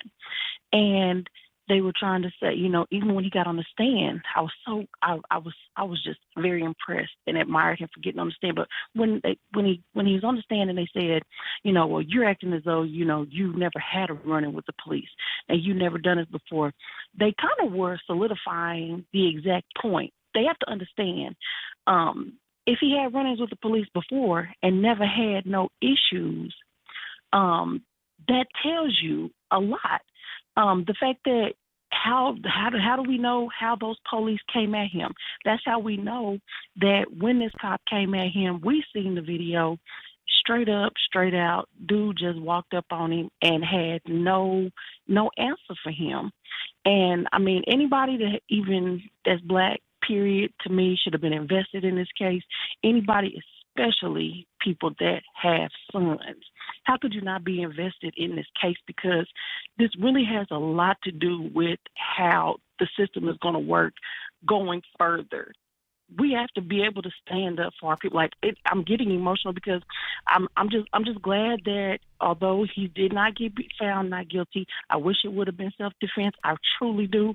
Well, you make a very good point there that if this man has been run up on by the police 17 times and never amounted to a conviction, well, that actually proves the point that he's saying that, yeah, they're kind of targeting us down here. You're actually making the point for them. So, like I say, if you listen to the media and the prosecution, you think it's cut and dry. Once you actually take a look under the hood, you realize, whoa, this is a whole big ass mess right here. And it spells out so clearly. I was saying from the beginning, this should be very cut and dry. You should be able to show very easily what the officer was there doing. That has been my question the whole time is, by the way, what was the pretext of this? Of this detainment, which wasn't. What was the pretext? At that moment right there, you either got me or you've lost me. I need to know. It should be very, very clear and very, very easy to understand. Why did you walk up to this man? It should be simple and easy. When you start giving vague, confusing answers, when they said confusion in the courtroom, that's how you hide injustice. Justice isn't confusing. Justice is not confusing. Injustice. That's right. When you're trying to rig a system, when the game is straight, everybody can see it and call it down the middle, that's not confusing. You don't see things that are just and fair that are confusing. Confusion comes when somebody's trying to pull a fast one. A con man has to confuse you. A person who's trying to scam you, a scammer has to confuse you. Somebody who's just doesn't have to confuse you. I'll let you have the last word. That's right. And then another thing, like just the way that they try to sit up there and act like it was okay for them to run up on him, not tell him anything, try to act like, oh, we can't tell what was in what was going through his mind. We can't think about what was going through his mind. But this man is on he's on the stand telling you exactly what was going through his mind when that man ran up on him. We have to understand this is not just a cut and dry situation. White people act like we just want everything to go in our favor. No, the rules need to apply across the board for everybody. That's all we want. Straight up, straight out, and I'm going to land my plane. Y'all have a good evening. Thank you very much for giving us a call here tonight. Shout out here to NJ Williams in the Super Chat. Thank you very much for your support, and thank you to everyone who has contributed to support tonight's program here on PayPal, Cash App. I keep saying PayPal, but Cash App, Super Chat, Venmo. Thank you very much for your support. Here, let me get caller from area code 404. You're on live with the Black Channel. What's your name? Where are you calling from? Okay, you've got your speakers playing in the background there. So caller from area code 404, good evening to you. I think I just hit somebody else's there as well. You go ahead and call back. Let me get caller from area code 248. You're on live with the Black Channel. What's your name? Where are you calling from? My name is Charlotte. I'm calling from Detroit. All right, Charlotte from Detroit. What's on your mind? I just wanted to thank you, Jason, and Brother Afro Elite, for all you've done to support this brother who was in his situation down in Florida. And that could be any one of us. That we have all the potential of being run up on like that. And it just shows that we must support each other and give, and offer whatever support we can, because we're all we have as foundational Black Americans. And I do have a question. If you know, as far as the jury, what was the racial makeup of the jury? I was curious about that, if you know. Yeah, I haven't been able to get that information. They're tight-lipped about that. I'll probably have to see if I can keep researching that and see if I can find it. Just one other question about the gun charge. Was he also convicted on the gun charge, or was it just for manslaughter? No, it looks like it was for manslaughter and the gun charge. So it looks like for both of those. Yeah, that's such a shame. Definitely self-defense. That's all I have. I'll land my plane there. All right, thank you very much for giving us a call here tonight. What he was convicted of was manslaughter and using a firearm while committing manslaughter. So think of it like an enhancement there. Let me get caller from area code 912. You're on live with the Black Channel. What's your name? Where you calling from? Good evening. This is Taisha calling in from Macon, Georgia. All right, Taisha, what's on your mind, sister?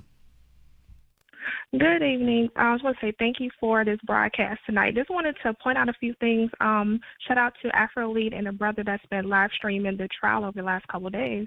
I've noticed they wanted to focus on the issue of him concealing a firearm, and that was totally, a red herring, because his car in the parking lot of his apartment complex is an extension of his home. You do not need a concealed carry permit to carry concealed in your home, nor do you your car, because people live in their cars.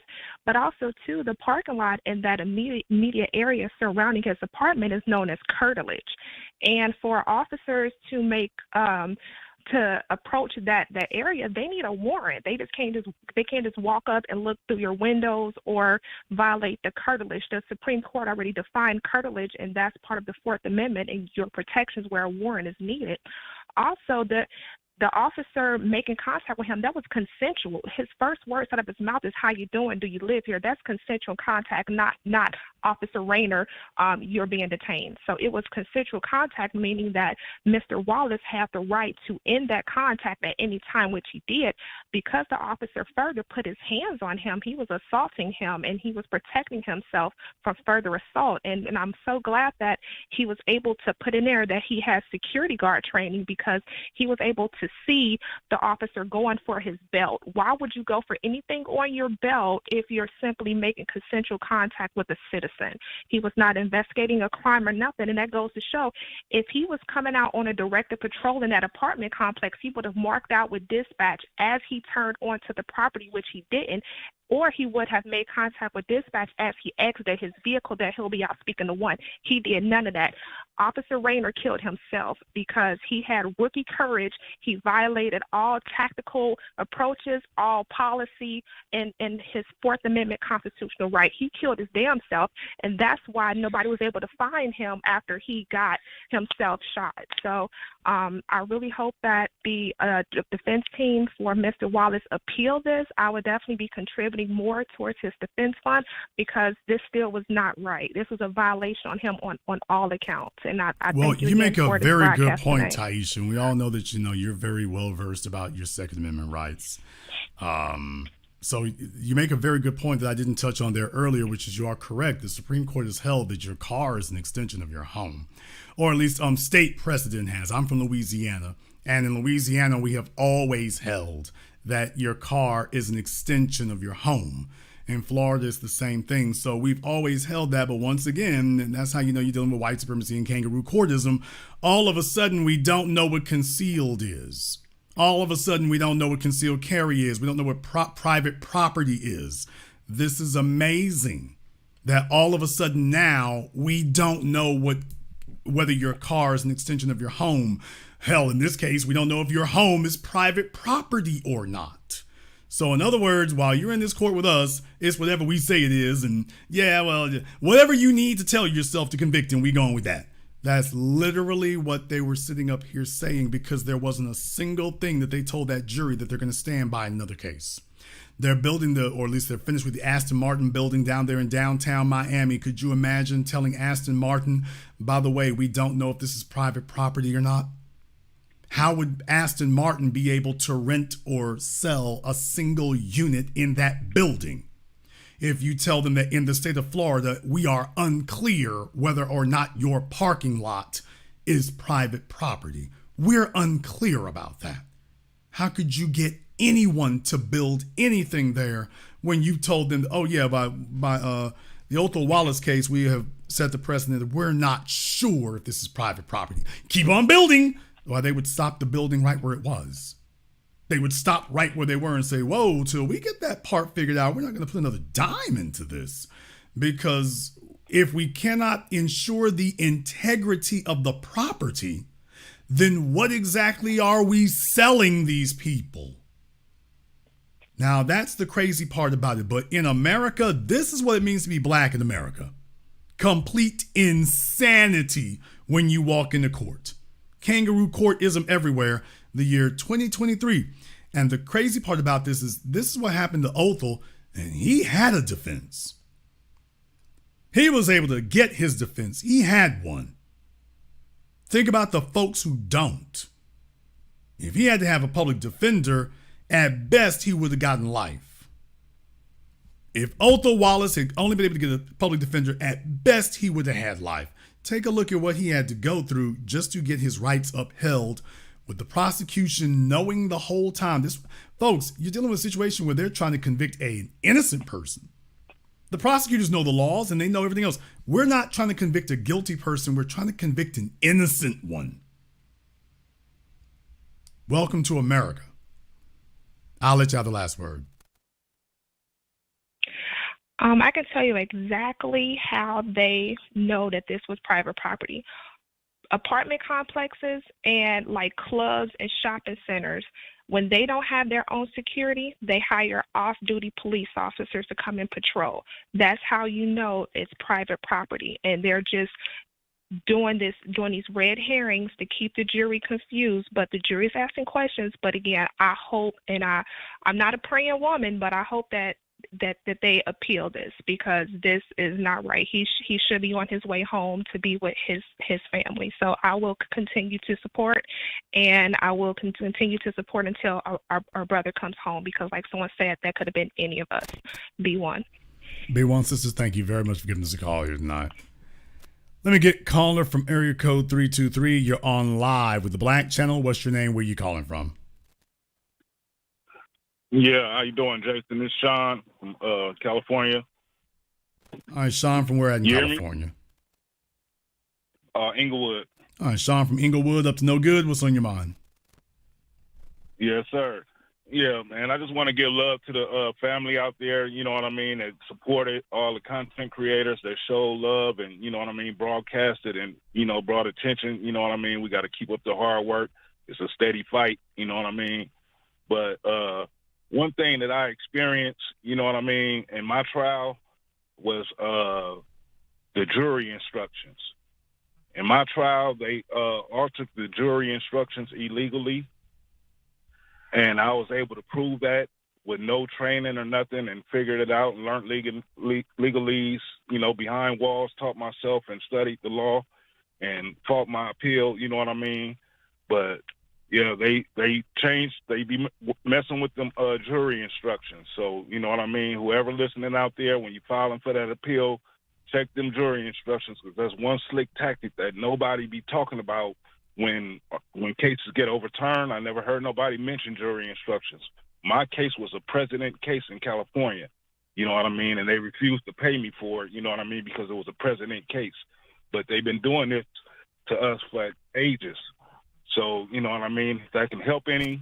Being able to convict you, ignorance helps them because here's the real thing. I mean, you don't work in the court system here. They're supposed to know the damn thing. This is supposed to be routine for them. This is supposed to be routine. This is supposed to be textbook and basic. And then you get a bunch of folk here who you're not even a guest. You're just a visitor against your will. And you got to be able to know stuff that you have absolutely no way of being able to figure out on your own.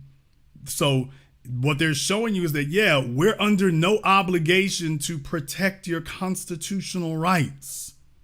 Think about that for a few moments. Sir. You don't have any advocate in the court system itself. You got to get one to protect your constitutional rights, which should be a given.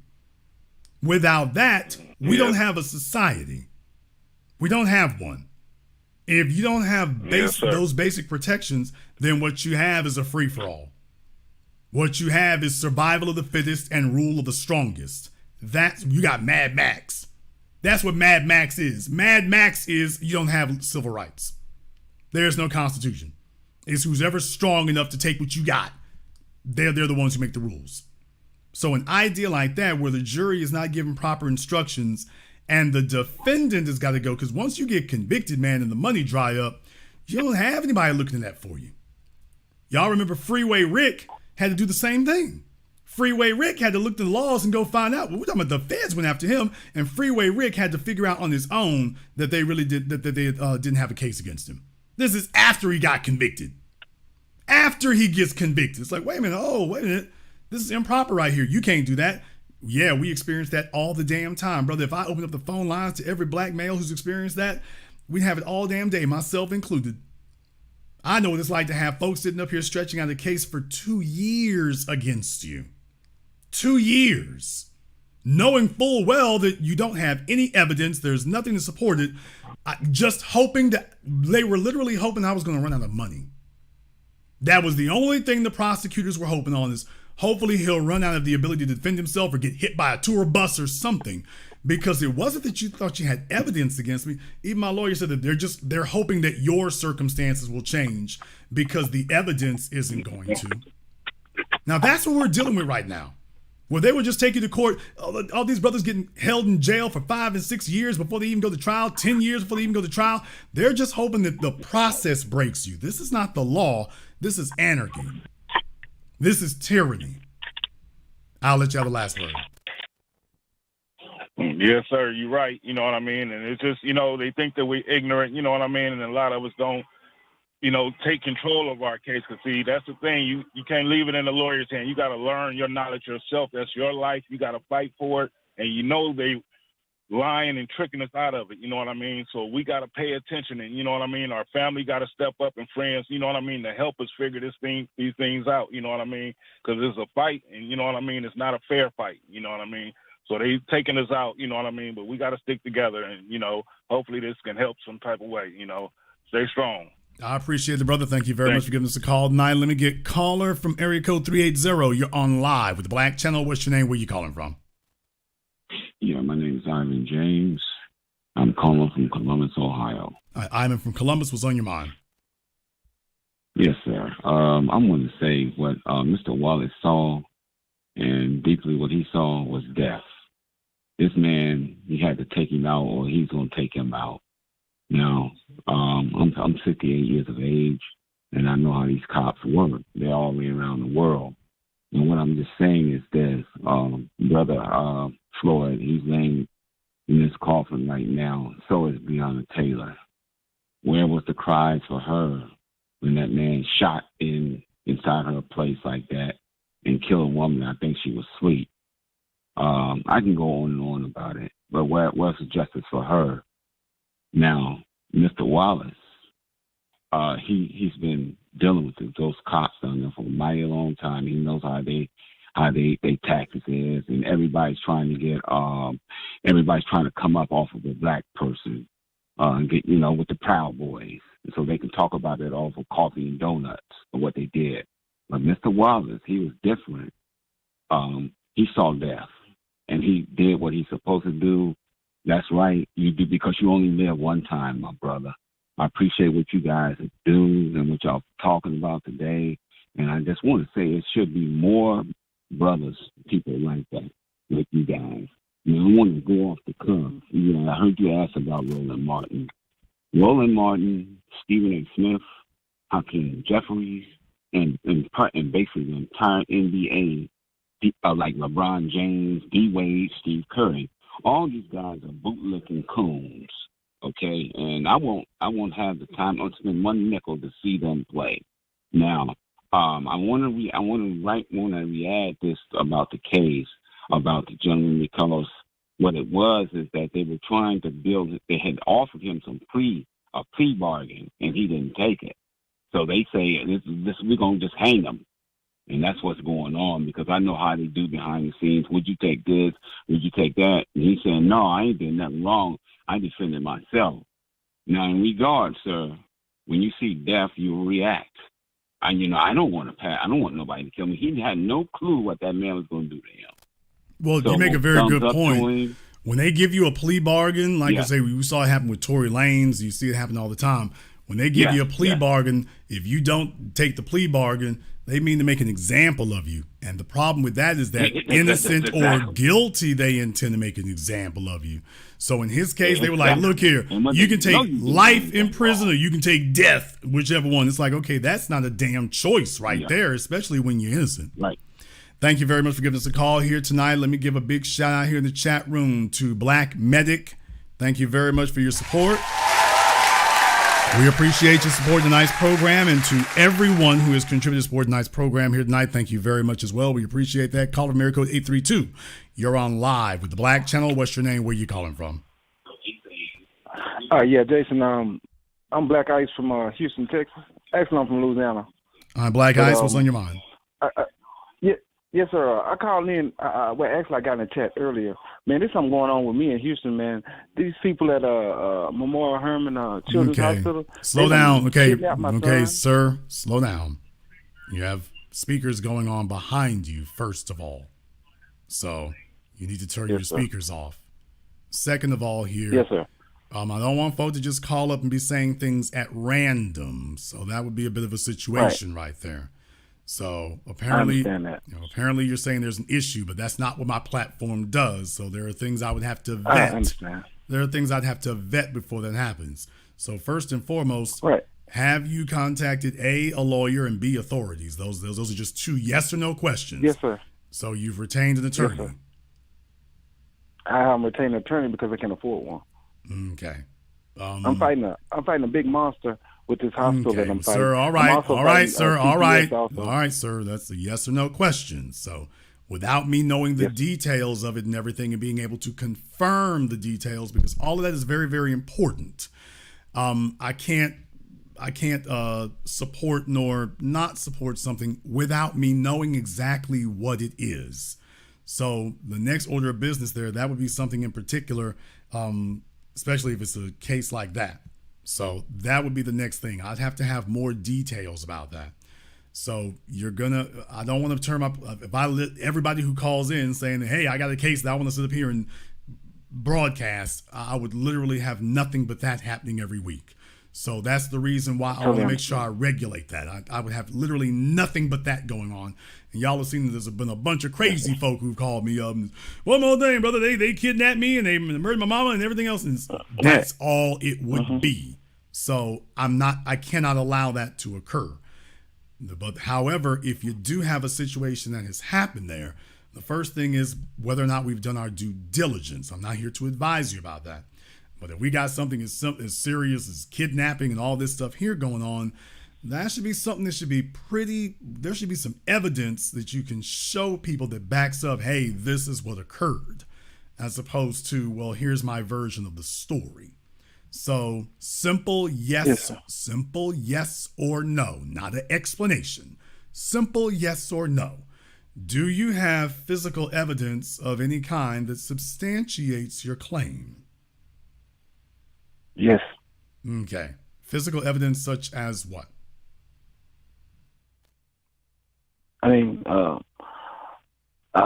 I've been barred from the hospital for no reason at all. Okay, I can't see my son. I can't call my son. That's not physical evidence, sir. That's not physical evidence.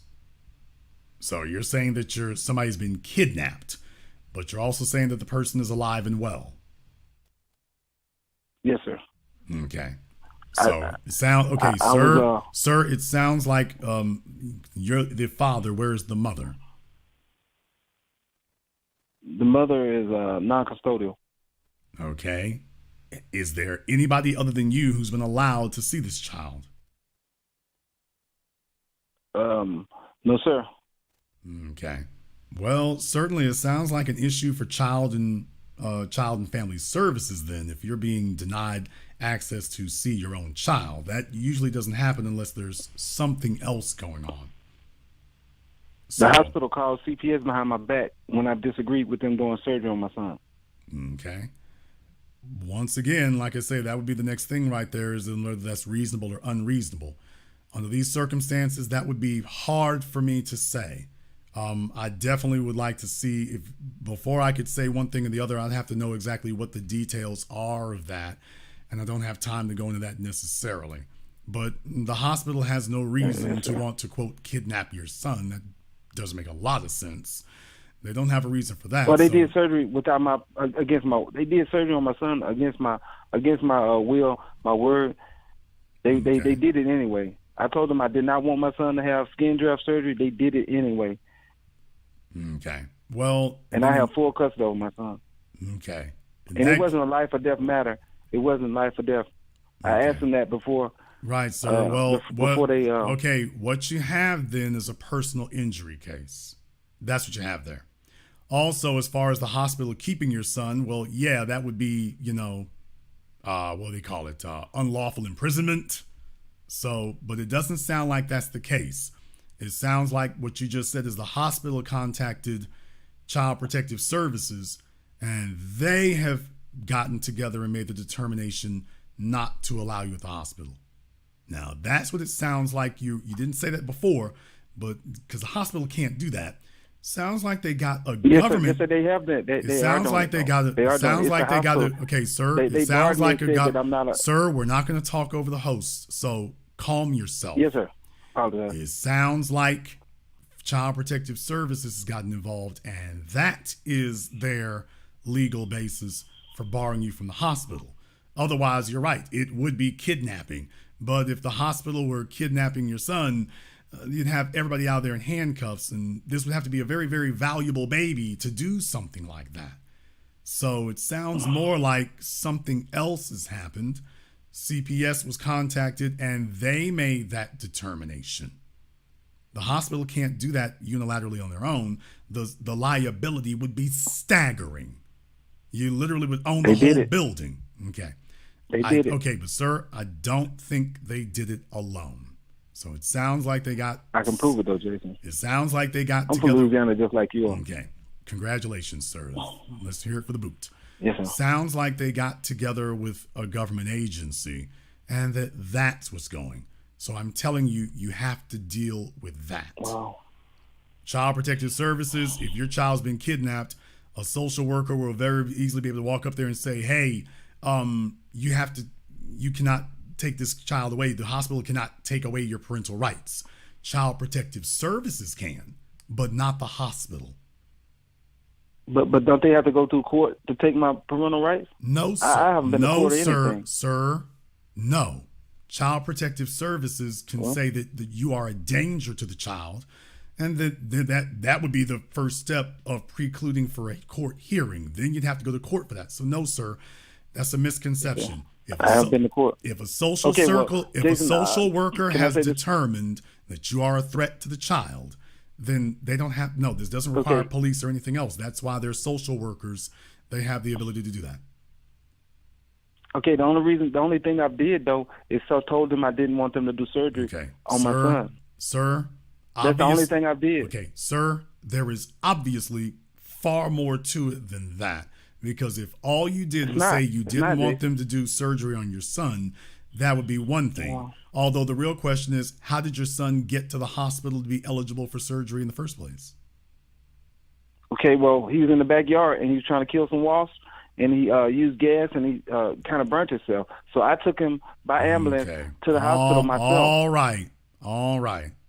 Thank you. So the hospital second degree burn. I've had second degree burn. Okay, sir. So the hospital is saying that. So yes, as I said, there's obviously much more going on here. So at this time, basically, you would have to get more of an investigation done to prove that something of an illegal or unscrupulous nature has occurred. So far, that's not the case. Please do not post in the chat room about that, sir. I would appreciate it if you respected my space. But for right now, until you get more substantiation, right now, based on what you said, yeah, I can understand why the hospital would do that. I did not say I support it. I'm saying they have a justification and a basis, and you're going to have to prove that that's not the case. Thank you very much for giving us a call tonight. By the way, that's very much off topic.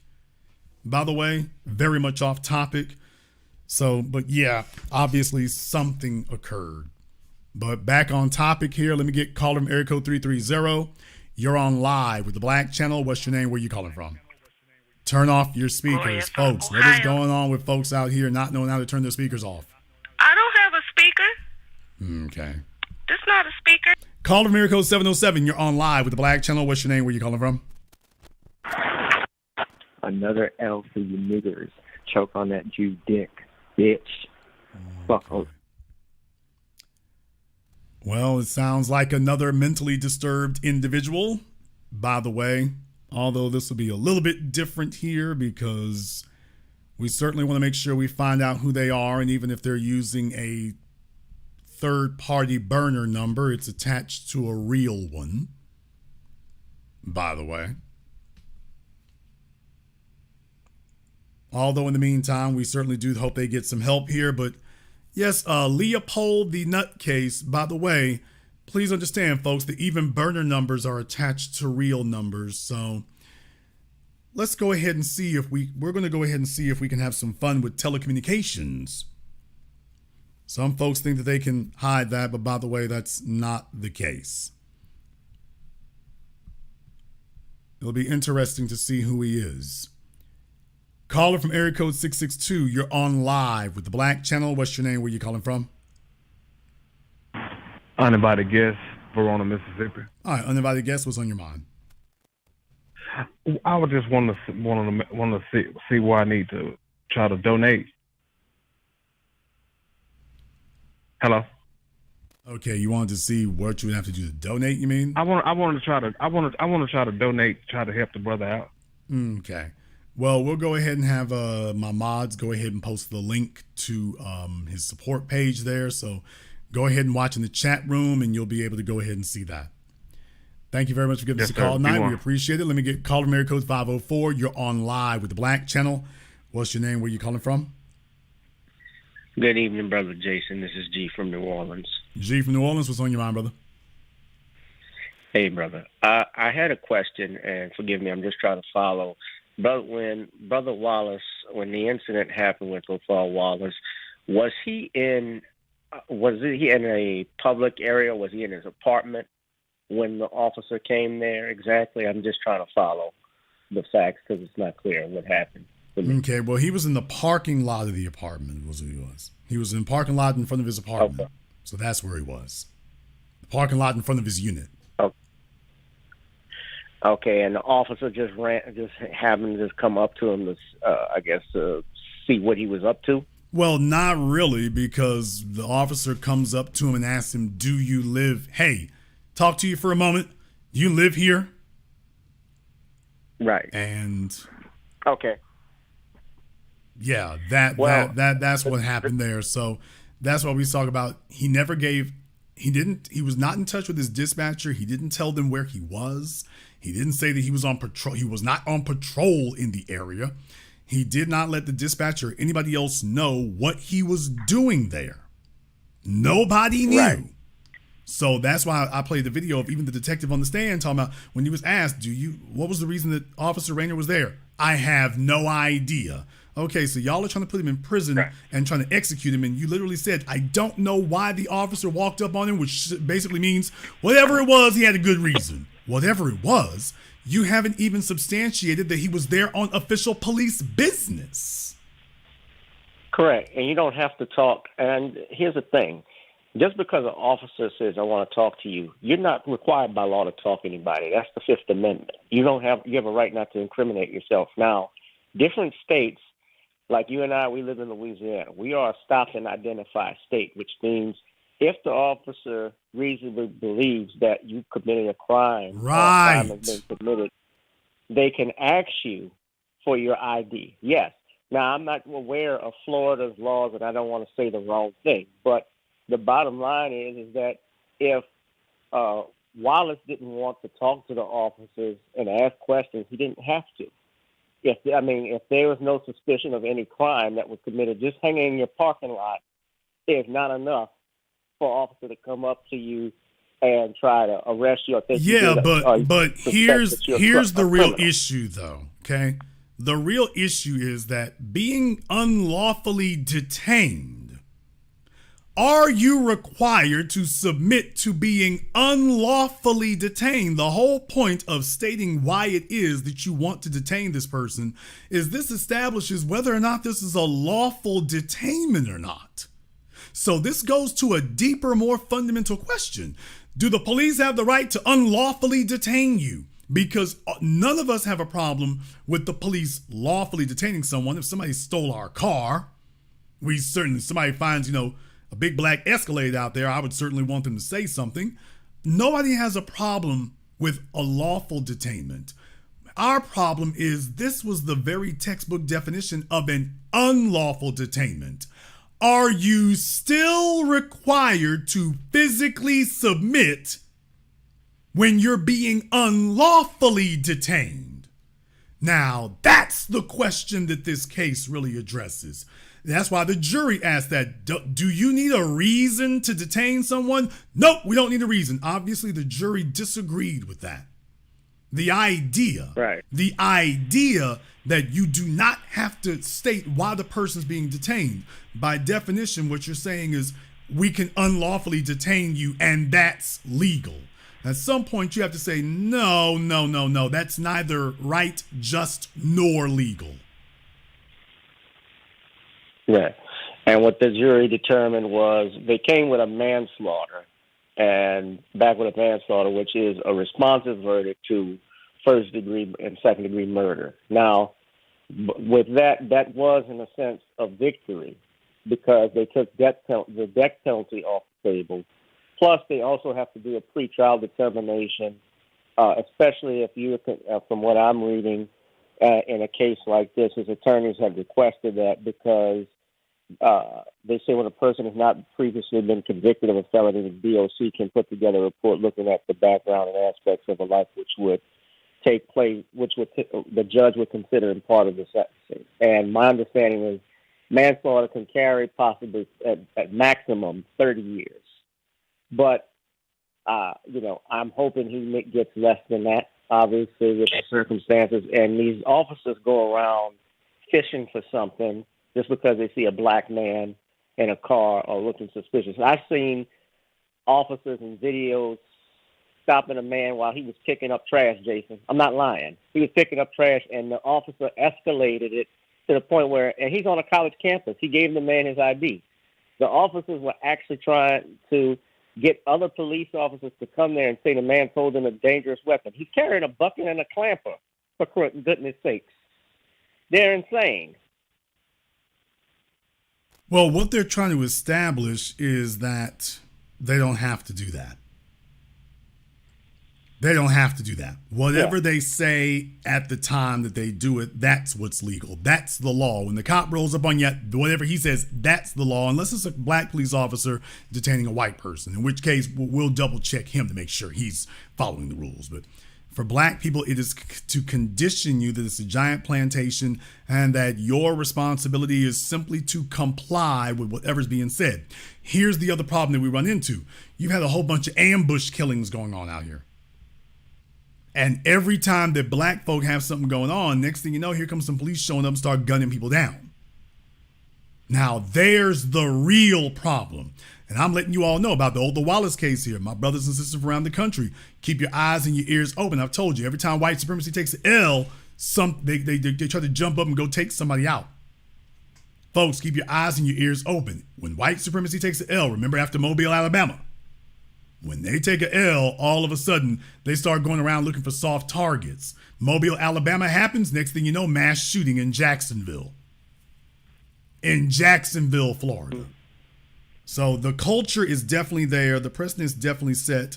The idea that, yeah, we have a white supremacist state here and your rights don't apply.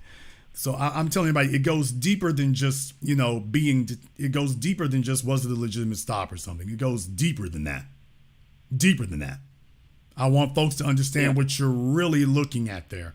You're really looking at, do the police have the right to detain any of us without it being a lawful detainment? The idea that I'm going to detain you, whether it's lawful or not. Wait a minute.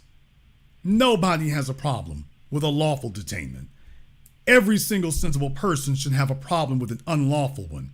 It'll take exactly 2 seconds to make sure that it's not unlawful. Whether they agree with it or disagree with it is a different matter. But if you're on body camera and everything and you're coming up with trumped up charges or whatever, that's the kind of thing we're looking out for here. And when you got folks saying, oh, I don't have to tell them why I'm running up on them. Oh, good. Next thing you know, you're finding yourself in a life or death situation. Thank you very much for giving us a call tonight. Let me get caller Mary code 330. You're on live with the Black Channel. What's your name? Where you calling from? Gloria from Ohio. Okay, Gloria, I'm not really sure what's going on with your phone, but it has a very clear echo. I know. It's a landline. I don't understand. Okay, I'm not really sure why. Now? Okay, I don't know. I'm not working for the telephone companies anymore, so I can't tell you why you're having that issue, but I can tell you you're having that issue. Oh, okay. You want me to hang up? Okay. Why don't you briefly tell us why you called in? Oh, I know. I was just calling in, just like you said, Jason. Like they hate to lose, number one, because as soon as that happened and he was, they couldn't find him, they went in the primarily black neighborhoods and just terrorized. They just went crazy. And did you know that there was another police officer behind the car next to Ozone's car? Hello? Okay, sister, I really don't like it when folks call up and ask a bunch of questions here. So if you want to make a statement, you can make a statement here. But let's was that all you want to say? Yeah, I just wanted to say, like you said. Caller Mary code 559. You're on live with the Black Channel. By the way, here on you. Caller Mary code 559. You're on live with the Black Channel. What's your name? Where you calling from? Oh, my name is Cameron. I'm calling from L.A. All right, Cameron from L.A. If you're on speakerphone, you need to take it off. You're really muddled. Can you hear me better now? Okay, what's on your mind? Yes. I want to know, are you familiar with it goes by the name of Jordan Maxwell? He's since passed.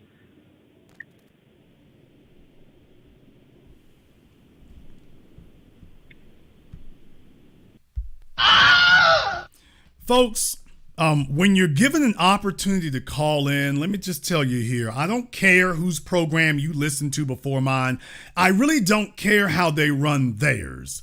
Folks, when you call up, I'm not interested in playing 20 questions with you. I'm not interested in playing nigga trivia. I'm really not. Folks, get in, get it, get out. Nobody wants to hear you. I'm not here to converse with. If you got something to say, just go ahead and say it. Do you know my brother, Rudy Ray Jenkins? Dude, this is going against just simply saying what you have to say. Folks, I'm making an example tonight to say if you call up, just get to the point. Time is of the essence. Do you know Officer Darren Wilson? Have you heard of Officer Daniel Bendalio?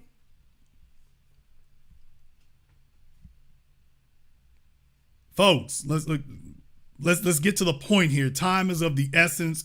People don't want to sit around and hear nonsense here. If you want to ask questions, go talk to your kids, your kinfolk. You call up my microphone, get right to it. If you know what you're talking about, get right to it there. I want to see if Jason cares about this. Dude, I probably don't, but maybe I do, maybe I don't, but yeah, folks, don't play 20 questions. You 2 callers in a row. Could I ask some trivia questions? Dude, if you don't just stop. Some of y'all are bored. I get it. They're bored. They're sitting at home. It's the weekend. I understand. You're sitting there bored and it's just, man, what in the world? Let me call up Jason. He reminds me of my uncle. No, I really don't. So case in point, brothers and sisters from around the world, like I say, definitely, certainly while it avoided the worst case scenario, it certainly is not enough there. I want us all to keep our heads on swivel and on alert. These folks are not going to like that kind of thing. As you can see, the television stations down there in Florida are livid. They are beside themselves with anger.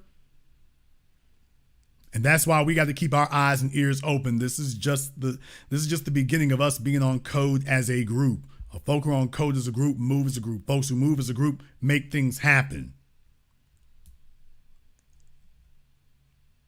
And this is intended to just be the beginning of a paradigm shift in how things occur. We're going to go ahead and wrap things up here tonight. If you are new here to the Black Channel, welcome to the Haven of Intelligent Black Thought. We do this every weekend. Click that red subscribe button. Click that yellow notification bell. Join us each and every time that we're here. If you haven't been to our website, blackchannelfilms.com, you want to go and check out our groundbreaking best-selling documentary work, 7 a.m., Gentrified, Race War, all available on DVD and streaming. Go to blackchannelfilms.com. That is blackchannelfilms.com. I want to thank all of you for tuning in tonight's program. Thank you for watching live or recorded. Thank you for liking, subscribing, and sharing. And this concludes tonight's broadcast of the Black Channel. I am your host, your brother, your humble servant, the Black Authority. Until next time, my brothers and my sisters from around the world, remember, black is the future, and the future is uncompromising.